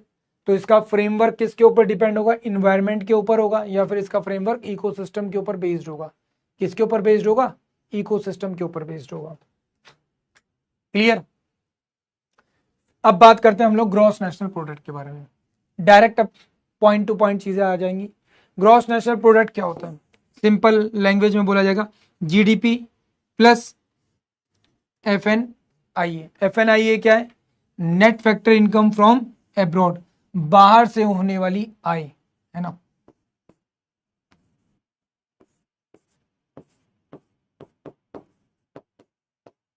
Outside, outside the country, देश के बाहर से होने वाली आय। कहां से, देश के बाहर से होने वाली आय। देखो ग्रीन जीडीपी में सिर्फ और सिर्फ हमारा फोकस इतना रहता है कि जो भी प्रोडक्शन हो रहा है उससे क्लाइमेट में नुकसान ना हो, जो भी प्रोडक्शन हो रहा है वो सस्टेनेबल हो। ठीक है, और जब हम लोग जीडीपी जीईपी की बात करते हैं, इन्वायरमेंटल प्रोडक्शन की बात करते हैं, तो हमारे फॉरेस्ट और इन सब वाइल्ड लाइफ सेंचुरीज और इन सबको ध्यान में रखते हुए हम लोग क्या करते हैं, अपनी एक पॉलिसी तैयार करते हैं कि इनको नुकसान ना पहुंचाते हुए और इनकी हेल्प से हम लोग क्या कर सकें, प्रोडक्शन कर सकें। इन्वायरमेंट को नुकसान ना पहुंचाते हुए, इकोसिस्टम को सपोर्ट में लेते हुए, अपने साथ लेते हुए क्या कर सके, प्रोडक्शन कर सकें। बट ऐसा हो पाना क्या है, मुश्किल है। अभी मैं आपको बताऊंगा क्यों मुश्किल है। आगे एक मैंने वो रखा था, कहां गया आपका, जीडीपी एंड जीएनपी, जीईपी। ये आपका जीडीपी है और ये आपका जीईपी है। देख लो यहीं पर, जब आप केवल जीडीपी की बात करोगे तो यहाँ पे माइनिंग होगी, manufacturing, construction, transportation, storage, information, communication, wholesale, retail, trade, finance, सारी चीजें इंक्लूड हो जाएंगी। बट सिर्फ आप केवल अगर जीईपी के बारे में बात करोगे तो कहां से आएगा? वाटर रिटेंशन की बात होगी, फ्लड माइग्रेशन की बात होगी, सॉइल रिटेंशन की बात होगी, सैंड स्टॉर्म की प्रिवेंशन की बात होगी, ठीक है, पॉल्यूशन की बात होगी, कार्बन सिक्वेंसेशन के बारे में बात होगी, मेंटल हेल्थ, ठीक है, air purification, water purification, climate regulation, इन सब के बारे में बात होगी। बट अगर हम लोग मिलकर बात करेंगे तो हम लोग क्या बोलेंगे कि हम लोग ऐसी चीजों के ऊपर फोकस करें जिससे इन्वायरमेंट को नुकसान ना हो, मतलब कि एग्रीकल्चर। पर कैसा एग्रीकल्चर? वो एग्रीकल्चर जो इन्वायरमेंट को सपोर्ट करता हो, मतलब कि केवल और केवल हम लोग सस्टेनेबल एग्रीकल्चर, ऑर्गेनिक एग्रीकल्चर की तरफ बात करेंगे। कौन सा? सिर्फ और सिर्फ ऑर्गेनिक चीजों के बारे में बात करेंगे। सीधी बात तो ये, फॉरेस्ट्री, फिशिंग, ठीक है, recreation of tourism and hydro power, जिससे किसी भी तरह का इन्वायरमेंट को नुकसान ना हो, सिर्फ उस चीज को लेकर बात करेंगे। सीधी बात है भाई, ऑर्गेनिक लाइफस्टाइल की तरफ बढ़ेंगे। तो इसी को हम लोग क्या कहते हैं? जीपी कहते हैं। अब बात समझ में आ गई, हाँ या ना? वैसे तो मैं तुम्हें आगे ले जाकर समझाता, बट क्या करूं, तुमने पूछा है तो यहीं पर समझ लेते हैं। अब आ जाओ वापस, बात करें किसके बारे में? नेशनल प्रोडक्ट के बारे में। आपके पास जो जीडीपी आई थी, जीडीपी आई थी डोमेस्टिक लेवल पर। आपके पास जो जीडीपी आई थी, जीडीपी आई थी डोमेस्टिक लेवल पर। अब डोमेस्टिक लेवल पर आपके खुद के देश के लोग तो हैं ही हैं, डोमेस्टिक लेवल की बात ही हो रही है, तो यहां पर बात किसके बारे में हो रही है? जो भी आपके देश की सीमा में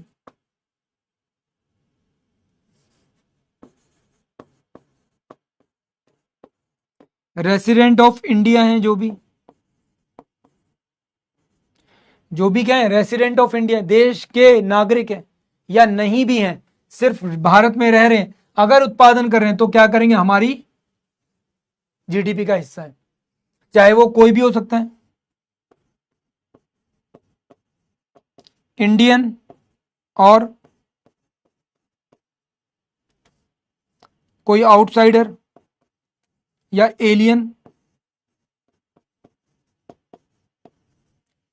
कोई आउटसाइडर भी तो हो सकता है जो इंडिया की जीडीपी में का हिस्सा हो। कई अमेरिकन कंपनीज होती हैं जो इंडिया में बसी हुई हैं, कई फॉरेन कंपनीज है जो इंडिया में काम कर रही हैं, तो वो सब क्या है? आउटसाइडर है ना।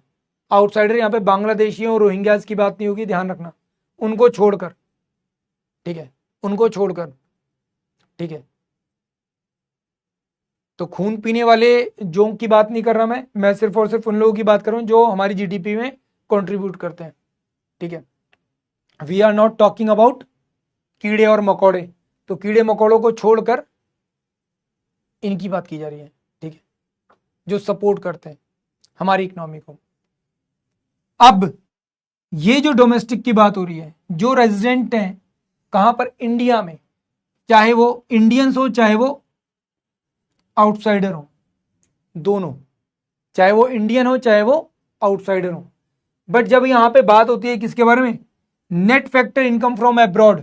Net factor income from abroad की जब भी बात होगी तो क्या होगा? मान लो अदर कंट्री में भी तो होगा, अदर कंट्री में, अदर नेशंस में, अदर नेशंस में भी कौन रह रहे होंगे? उनके अपने नागरिक रह रहे होंगे और इंडियंस भी होंगे, या फिर इंडियन कंपनीज होंगी। मान लो कोई इंडिया की कंपनी है जिसका नाम है टीसीएस, और एक अमेरिकन कंपनी है, ठीक है, जिसका नाम क्या है? वॉल्वो। टीसीएस ने अमेरिका में रहकर, यूएसए में रहकर पैसा कमाया कितना? 10,000 करोड़। वॉल्वो ने इंडिया में रहकर पैसा कमाया कितना? 1,00,000 करोड़। तो क्या होगा? हमको नुकसान हो जाएगा। क्या होगा? नुकसान होगा। पर अगर मान लो इसने पैसा कमाया होता 10,000 करोड़, सॉरी 10 लाख करोड़, और इसने कमाए केवल 1 लाख करोड़, तो हमको क्या हो जाएगा, फायदा हो जाएगा। इसी को कह रहे हैं net factor income from abroad, बाहर से आने वाली आय। अब बाहर से आने वाली आय होगी तो यहां पर जो बाहरी लोग हैं वो भी तो अपनी इनकम बाहर भेजेंगे। क्यों इंडिया में चाइनीज फोन को लेकर दिक्कत थी, क्योंकि चाइना से बनकर आते थे, इंडिया में बिकते थे और सारा पैसा इंडिया से बाहर जाता था, एक सिंगल पैसा नहीं मिलता था हमको। हमने बोला इंडिया में बनाओगे, इंडिया में बेचोगे, है ना, इसी को बोल रहे हैं। तो क्या है, final goods and services produce in a year by the resident of country within the domestic territory as well as abroad, और बाहर। क्लियर है, बात समझ में आई, हाँ है ना, क्लियर है। तो भाई कंट्री के सिटीजन्स के प्रोडक्शन के बारे में बात होगी। किसके बारे में, सिटीजन्स। सिटीजन कौन होता है, जो उसी देश का रहने वाला है। Outsider is not a citizens. Outsider citizen होते हैं, नहीं होते। यहां पे बात समझ में आई, हाँ या ना, क्लियर है, क्लियर है। तो इसको एक और लिखने का तरीका क्या है, GNP equal to GDP plus X minus M, मतलब कि इंपोर्ट माइनस एक्सपोर्ट। क्या मतलब इसका, इंपोर्ट माइनस एक्सपोर्ट, बाहर से आने वाली आय और देश में उत्पादित आय।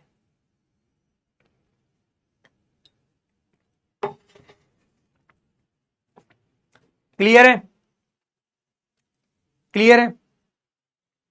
और अगर कोई देश ऐसा है, नॉर्मली ये हमेशा प्लस एंड माइनस होगा ही होगा, नॉर्मली ये जो है ये हमेशा प्लस या माइनस होगा ही होगा, प्लस या माइनस होगा ही होगा। ऐसी केवल एक ही कंडीशन है जब ऐसा नहीं हो सकता। कौन सी कंडीशन है, क्लोज्ड इकोनॉमी की। कौन सी, क्लोज्ड इकोनॉमी की। ना तो बाहर से कोई इंडिया में आ रहा है इन्वेस्ट करने, ना ही इंडिया से कोई बाहर जा रहा है इन्वेस्ट करने में। तो ऐसे में जीएनपी इक्वल टू जीडीपी हो जाएगा। सीधी सी बात है, किसके बारे में बात हो रही है, जैसे आज के टाइम पीरियड पे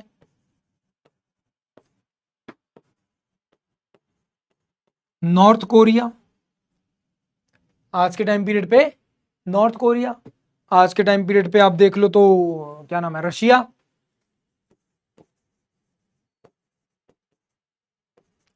रशिया क्लोज इकोनॉमी है नहीं, पर मजबूरी में बन गई है, मजबूरी में बन गई है। क्यों, सबने सैंक्शंस लगा रखे हैं, कोई बाहर की कंपनी वहां पे काम नहीं कर रही। जब बाहर की कंपनी कोई वहां पे काम नहीं कर रही, कुछ नहीं करी, तो मजबूरी में वो क्या हो गई, क्लोज इकोनॉमी हो गई। बिल्कुल। ईरान, कौन है, ईरान है क्लोज इकोनॉमी। कौन है, ईरान है।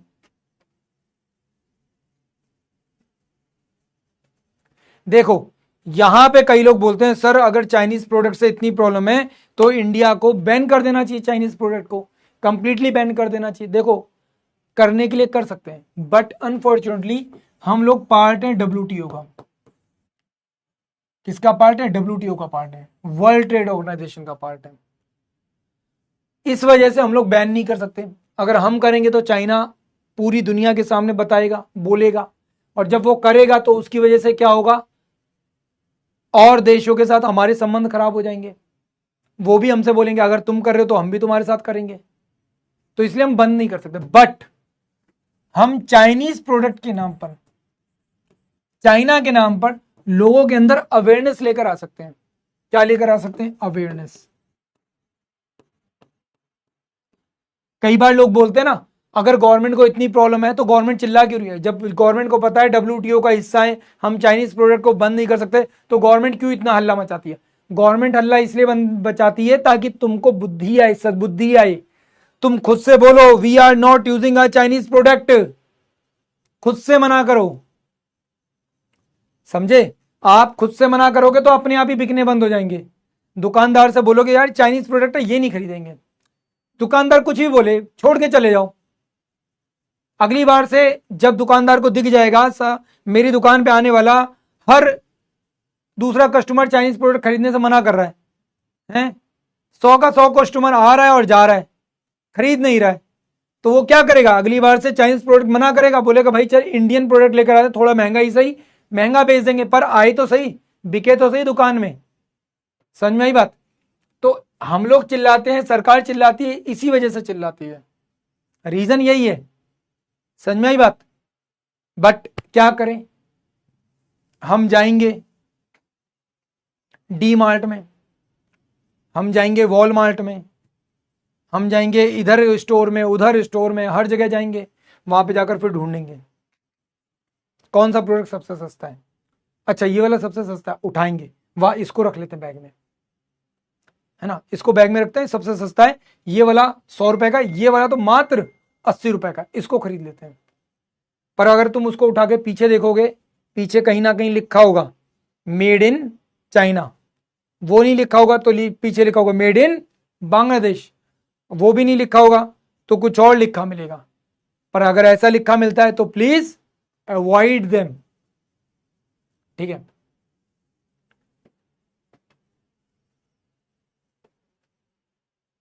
भारत देखो, तुम ये चीज बोल नहीं सकते कि हम टेक्नोलॉजिकली इतने एडवांस नहीं हैं, हम इतने एडवांस हैं, इसीलिए आज के टाइम पीरियड पे इंडिया में आईफोन की मैन्युफैक्चरिंग होनी शुरू हो गई है। हम इतने एडवांस हैं कि हमारे देश में जो ईवी व्हीकल्स बन रहे हैं वो टेस्ला जैसी व्हीकल्स को भी टक्कर दे रहे हैं, हम इतने एडवांस हैं। एंड आज के टाइम पीरियड पे टाटा कर्व और महिंद्रा की BS6 जो आई है एंड 6X जो आई है, आप लोग उस गाड़ी को देख रहे हो, बस यही ना कि वो सेल्फ ड्राइविंग कंडीशन में नहीं है, सेल्फ ड्राइविंग नहीं है बस इसीलिए ना, बट अदरवाइज तुम देखोगे तो वो शायद हमारी गाड़ियां उनसे ज़्यादा एडवांस हैं, हम टेक्नोलॉजिकली एडवांस हैं। बट प्रॉब्लम क्या है कि उस जगह कोई नहीं जाना चाहता, वो स्मार्टफोन वाली मार्केट को कोई नहीं देखना चाहता। रीज़न क्या है, इंडिया में जितनी भी चिप मैन्युफैक्चरिंग है वो होती नहीं है। अगर इंडिया में चिप मैन्युफैक्चरिंग शुरू हो जाए तो लिटरली इंडिया आज के टाइम पर सबको पीछे कर देगा। अब सीधी सिंपल सी बात है, इंडिया में आज के टाइम पीरियड में चिप मैन्युफैक्चरिंग की अगर हम लोग बात कर रहे हैं तो लावा कंपनी इंडिया में ही है, कंप्लीटली इंडियन ओरिजिन कंपनी है। माइक्रोसॉफ्ट तो खत्म हो गई बट लावा तो अभी भी है, मार्केट में चल रही है बढ़िया और बहुत अच्छा कर रही है, ऐसा नहीं कि नहीं कर रही, बहुत अच्छा कर रही है और बहुत अच्छे लेवल पर टेक्नोलॉजी लेकर आ रही है, बहुत ही ज्यादा अच्छे लेवल पर लेकर आ रही है टेक्नोलॉजी, वो कंप्लीटली इंडियन कंपनी है। हाँ अभी भी उनके कुछ प्रोडक्ट्स ऐसे हैं जो मजबूरी में उनको मंगवाने पड़ रहे हैं क्योंकि इंडिया में वो प्रोडक्ट तैयार ही नहीं होता, बनता ही नहीं है। जैसे जो बैटरीज हैं, बैटरी इंडिया में तैयार ही नहीं होती, ठीक है, तैयार ही नहीं होती इंडिया में बैटरी, तो फिर क्या करें, तो रीजन है वो चीज। वेल फिर आता है हमारा NDP, नेट डोमेस्टिक प्रोडक्ट। क्या है? Net domestic product. अब नेट डोमेस्टिक प्रोडक्ट मतलब क्या होगा, सीधी सिंपल सी बात, हमारी जो GDP है, GDP में से हम लोग क्या करेंगे, उस चीज को हटा देंगे जो कहीं ना कहीं डेप्रिशिएट कर रही है, नुकसान पहुंचा रही है। क्या कर रही है? नुकसान पहुंचा रही है। फॉर एग्जाम्पल, आपने एक फोन खरीदा मार्केट में, 1 साल चलाने के बाद आप उसे बेचने के लिए जाओगे, वैल्यू क्या हो गई? कम हो गई। आपने गाड़ी खरीदी, इस्तेमाल की, 4 साल 5 साल बाद बेचने के लिए गए, वैल्यू क्या हो गई? कम हो गई, डेप्रीशिएट हो गई। चीजें घिसती हैं, इस्तेमाल होती हैं तो वैल्यू कम हो जाती है। इवन आपने अभी गाड़ी खरीदी शोरूम से और निकालते ही अगले दिन बोला यार मार्केट में इसको बेच दो, मुझे नहीं चाहिए, 1 दिन के बाद ही बोला बेच दो, क्या वो बिक जाएगी? डेफिनेटली बिक जाएगी, बट अपनी करंट वैल्यू से कम में बिकेगी। क्यों? मार्केट में आ चुकी, कुछ भी हो, इस्तेमाल हो ना हो, बट फिर भी वैल्यू तो डेप्रीशिएट ही होगी। तो वैल्यू तभी तक है जब तक नहीं बिकी है चीजें, है ना। तो यहां पे क्या होता है, जो भी डेप्रीशिएशन है उसको हम लोग क्या करेंगे, माइनस कर देंगे। क्या कर देंगे? माइनस कर देंगे। डेप्रीशिएशन क्या होता है? यूजेस की वजह से क्या होते हैं, वैल्यू डिक्रीज होती है। यूजेस से क्या होती है, वैल्यू डिक्रीज होती है, लेस होती है। क्लियर है, बात समझ में आई?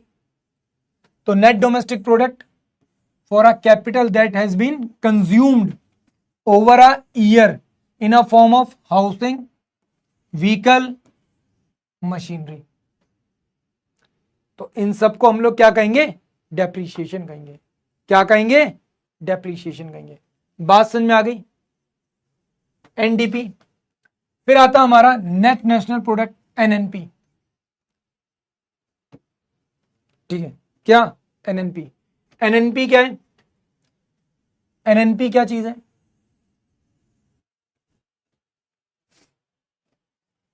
देखो, जब एनएनपी के बारे में बात हो रही है तो नेशनल प्रोडक्ट, तो नेशनल प्रोडक्ट मतलब कि जो आपका जीएनपी है उसके बारे में बात हो रही है। एनएनपी मतलब जीएनपी वाले प्रोडक्ट के बारे में बात हो रही है। किसके बारे में? जीएनपी वाले प्रोडक्ट के बारे में बात हो रही है। तो जीएनपी में से क्या करेंगे, डेप्रीशिएशन माइनस कर देंगे। तो अगर जीएनपी में से यूज्ड प्रोडक्ट की वैल्यू हटा देंगे तो भी क्या हो जाएगा, हमारे पास नेट नेशनल प्रोडक्ट बन जाएगा। क्या बचेगा? नेट नेशनल प्रोडक्ट बचेगा। अब इसका फॉर्मूला समझ लो, NNP GNP minus depreciation. But इसे अगर एक्चुअल फॉर्मूले के रूप में रखेंगे तो क्या है, जीएनपी इक्वल टू, ये किसका है फॉर्मूला है, जीडीपी का। किसका? जीडीपी का। ठीक है, इसमें से एनएफआईए को प्लस करेंगे तो ये किसका फॉर्मूला बन गया, जीएनपी का, ग्रॉस नेशनल प्रोडक्ट का। इसमें से हम लोगों ने इनकम टैक्स या डेप्रीशिएशन वाले पार्ट को हटाया, या फिर अगर इसमें से हम लोगों ने, इस वाले पार्ट में से अगर हम लोगों ने इसको हटाया तो क्या बन गया हमारा,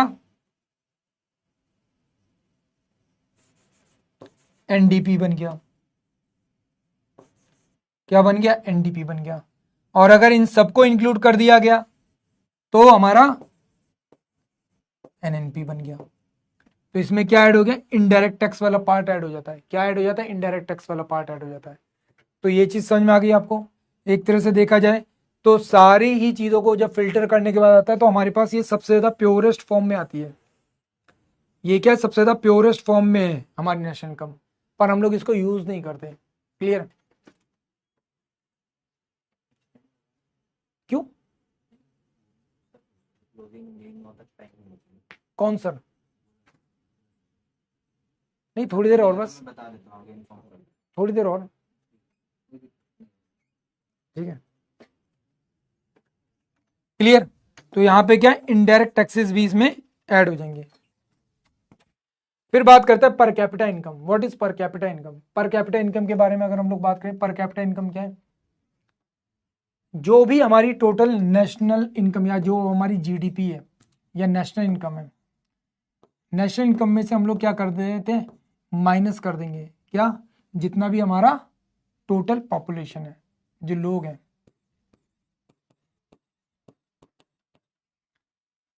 तो जो भी कटेगा वो क्या हो जाएगी, वैल्यू हो जाएगी। फॉर एग्जाम्पल आपकी फैमिली में 10 लोग हैं, आपकी फैमिली में कितने, 10 लोग हैं।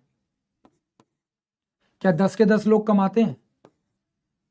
हो सकता है आपकी फैमिली में 2 लोग ऐसे हों जो एकदम छोटे बच्चे हों, वो तो कमाएंगे नहीं। आपकी फैमिली में 2 ऐसे लोग हो जो बहुत ज़्यादा बूढ़े हों, बुजुर्ग हों, वो भी नहीं कमाते होंगे।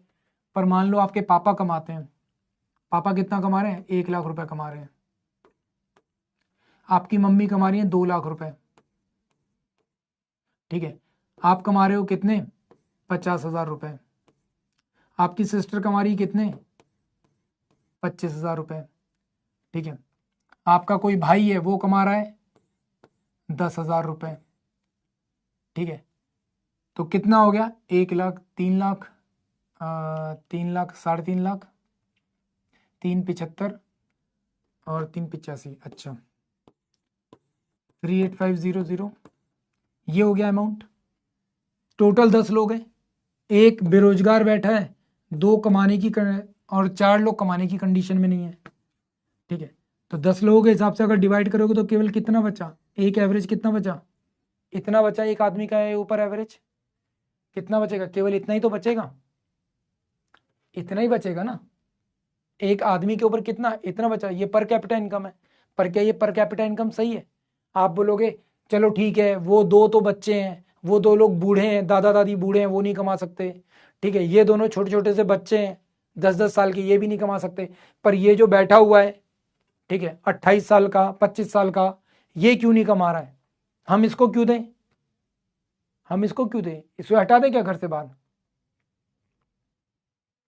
इसे हटा दें क्या बाहर? नहीं ना। तो सीधी सिंपल सी बात है। तो भाई फैमिली में तो सभी लोग हैं, सेम बिल्कुल वैसे ही यहाँ पर भी है। तो हम लोग पर कैपिटा इनकम को क्यों नहीं एक्सेप्ट करते, क्यों नहीं उसकी बात करते? और इवन आज के टाइम पीरियड पे जब हम लोग बात कर रहे हैं नेशनल इनकम की, हमारी जीडीपी 4th नंबर पे आ गई है, हम लोग ने जापान को पीछे कर दिया, पर जापान का पर कैपिटा इनकम इतना है, अपना इतना है, हम पर कैपिटा इनकम की बात ही क्यों नहीं करते? इतना शोर क्यों नहीं हुआ पर कैपिटा इनकम को लेकर? उसके पीछे रीजन सबसे बड़ा यही है। क्या? क्योंकि ये प्योरेस्ट फॉर्म में नहीं है ना। देश में ऐसे कितने लोग हैं जो लाखों रुपए कमा रहे हैं? देश में ऐसे कितने लोग हैं जो कुछ भी नहीं कमा रहे? और कुछ तो ऐसे हैं जो लिटरली हमारे सर पे सरदर्द की तरह से बैठे हुए हैं, है ना? क्लियर है? बात समझ में आई? बात समझ में आई, हाँ या ना? क्लियर है? अब जो भी कैलकुलेशन होता है जीडीपी का, वो 3 लेवल पर होता है। क्या है? जीडीपी कैलकुलेशन या फिर नेशनल इनकम का कैलकुलेशन,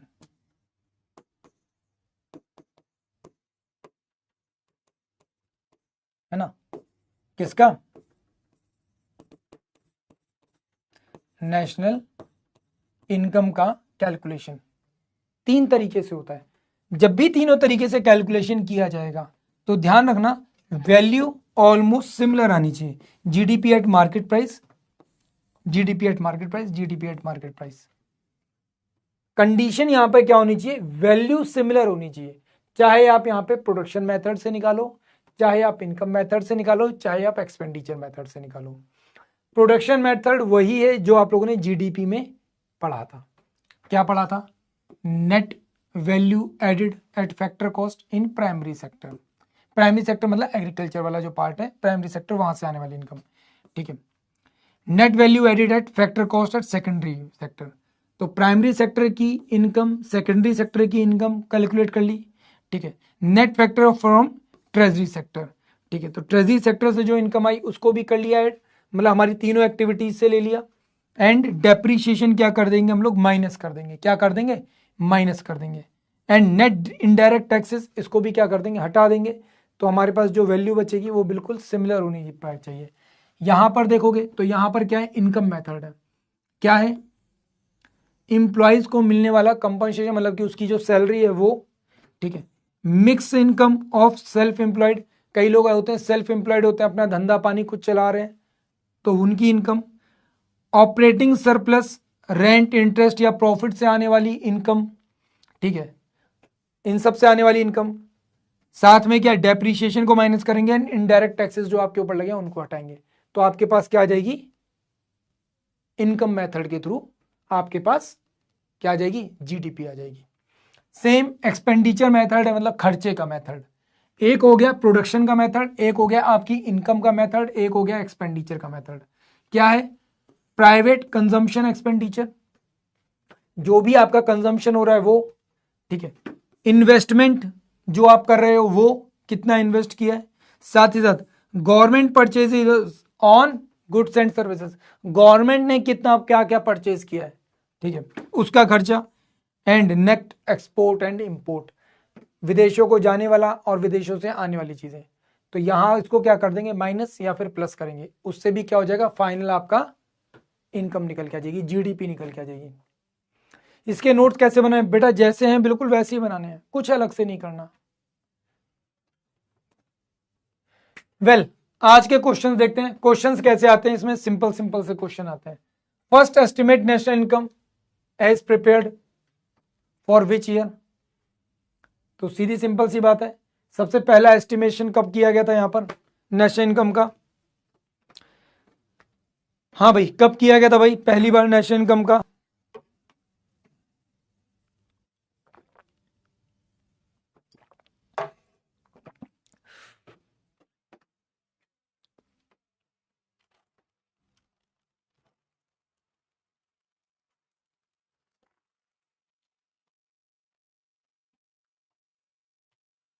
अरे बहुत सारा नहीं है, बहुत कम है। मुश्किल से मुश्किल 2 पेज में आ जाएगा तुम्हारा सारा का सारा। केवल 2 पेजेस में सब समाप्त हो जाएगा, सब कंप्लीट हो जाएगा।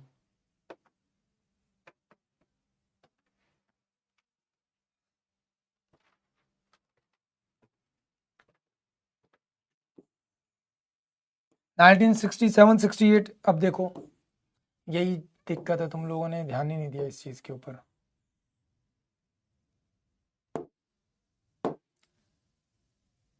पहला ही पॉइंट था और ये आया हुआ क्वेश्चन है।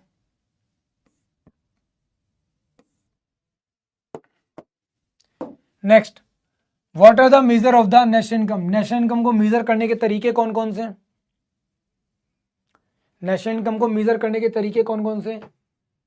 जीडीपी, एनडीपी, जीएनपी, एनएनपी या ऑल ऑफ द अबव? क्या होगा?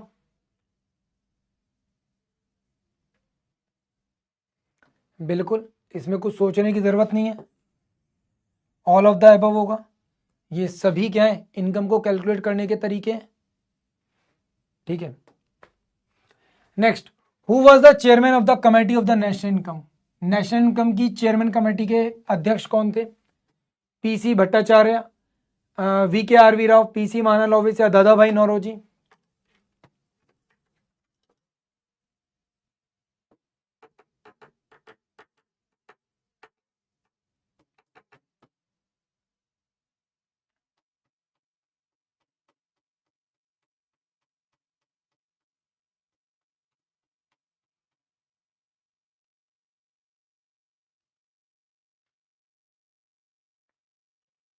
बिल्कुल सही, सी, पीसी महालनोबिस क्या होगा? राइट आंसर होगा।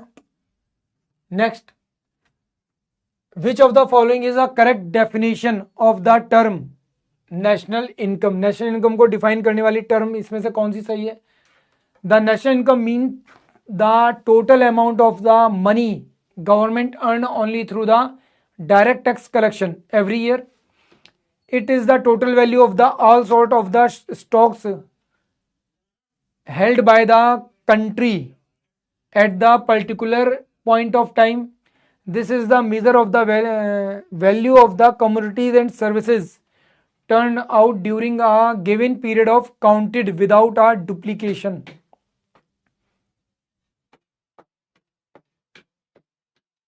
क्या होगा?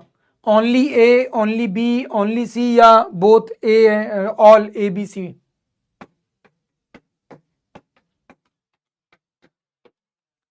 क्या होगा राइट आंसर इसका? बिल्कुल सही, क्या होगा? सी होगा यहां पे राइट आंसर। क्यों? This is the measure of the volume of a commodities. भाई क्या बोलते हैं, वर्ल्ड चेंज किया ना, वॉल्यूम लिख दिया है, बट कहने के लिए क्या है? All goods and services. क्या है? All goods and services. Goods की जगह वर्ल्ड क्या यूज कर लिया? कमोडिटीज यूज कर लिया। Turn into during a given period of counted time without duplicacy. बिना किसी डुप्लीकेसी के क्या? गिवन पीरियड में फाइनल गुड्स को क्या करना? कैलकुलेट करना। सीधे सिंपल वही चीज लिखी हुई है, बस थोड़ा भाषा को बदला है और कुछ नहीं बदला है। चलो, which of the following area make a largest contribution in a national income. सबसे बड़ा कंट्रीब्यूशन किसका है? सबसे बड़ा कंट्रीब्यूशन किसका है नेशनल इनकम में? Largest contribution, industries, service sector, agriculture या mining?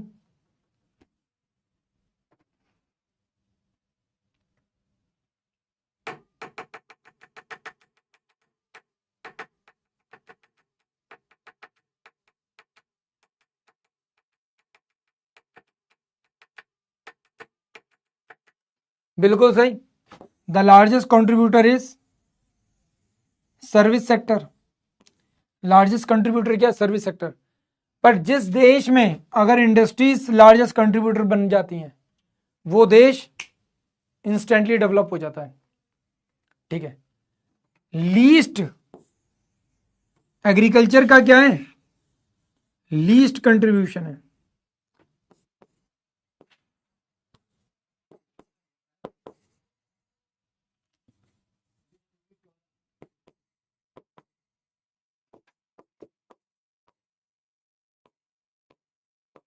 High employment and less GDP. Employment highly यहां पे दिखता है, बट जीडीपी में ग्रोथ सबसे कम, इसमें लेस एम्प्लॉइज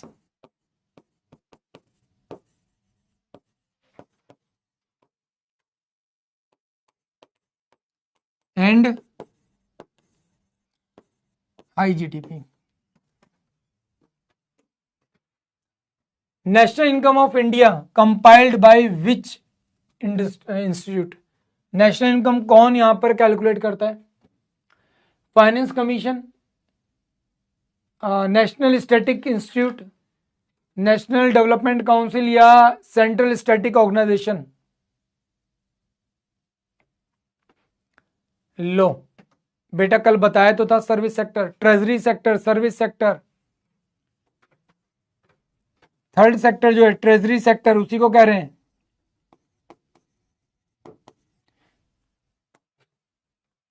चलो क्या होगा यहां पे?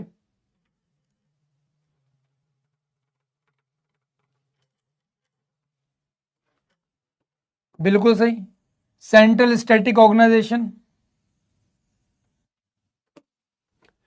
Well, it's all about the today's class. I hope you guys enjoy the class. If you have any doubt, please ask me on Telegram. ठीक है, तो आप लोग टेलीग्राम पे कनेक्ट कर सकते हैं, वहां पे जाकर आप लोग डाउट मेरे से पूछ सकते हैं। ठीक है,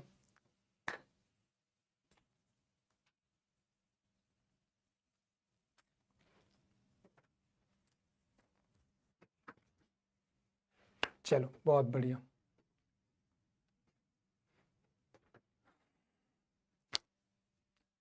आज तुम लोगों को लग रहा हो ना यार कि सर इतने दिनों में तुम लोगों ने पॉलिटी भी समझ में आ गई होगी, पर ये लगा होगा आज यार, आज यार ये चीज तो एकदम सर के ऊपर जा रही है। आज वाला टॉपिक सर समझ में नहीं आ रहा है। फिलहाल तो ठीक है भाई, चल रहा है काम।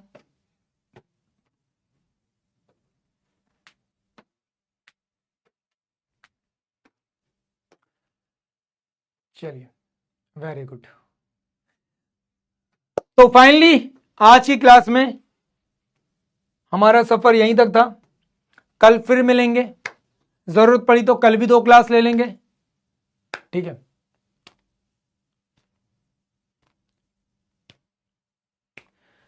देखो सिंपल है, फोकस चाहिए, ये सब चीजें ठीक है, ऐसा नहीं कि समझाने से समझ नहीं आएगा। देखो इकोनॉमिक्स कंप्लीटली प्रैक्टिकल चीज है, आप जब तक उसे प्रैक्टिकली नहीं समझोगे तब तक वो समझ में नहीं आएगी। प्रॉब्लम क्या होती है, हिस्ट्री थोड़ी बहुत कहीं ना कहीं सुनने को मिल जाती है, ज्योग्राफी भी कहीं ना कहीं प्रैक्टिकली दिख जाती है, और पॉलिटी भी कहीं ना कहीं समझ में आ जाती है, क्योंकि आपके आसपास कुछ ना कुछ हो रहा होता है, न्यूज़ में कहीं ना कुछ दिख जाता है तो पता चल जाता है। बट इकोनॉमिक्स ऐसी चीज़ है जहाँ पर चीज़ें नहीं आती, पल्ले ही नहीं पड़ती। क्यों नहीं पड़ती? उसके पीछे रीज़न ये है क्योंकि यार समझ तो आ ही नहीं रही, टर्मिनोलॉजी ऐसी है, चीज़ें ऐसी हैं, ऊपर से हर ज्ञानी पंडित अपने आप को अर्थशास्त्री बन जाता है, तो प्रॉब्लम वहाँ पर आती है। मैं खुद बोलता हूँ, मेरे पास एमए इकोनॉमिक्स की डिग्री है, बट मैं खुद इकोनॉमिक्स से हाथ पैर जोड़ के दूर रहता हूँ, क्योंकि मुझे पता है बड़ी समस्या कब पैदा करते हैं।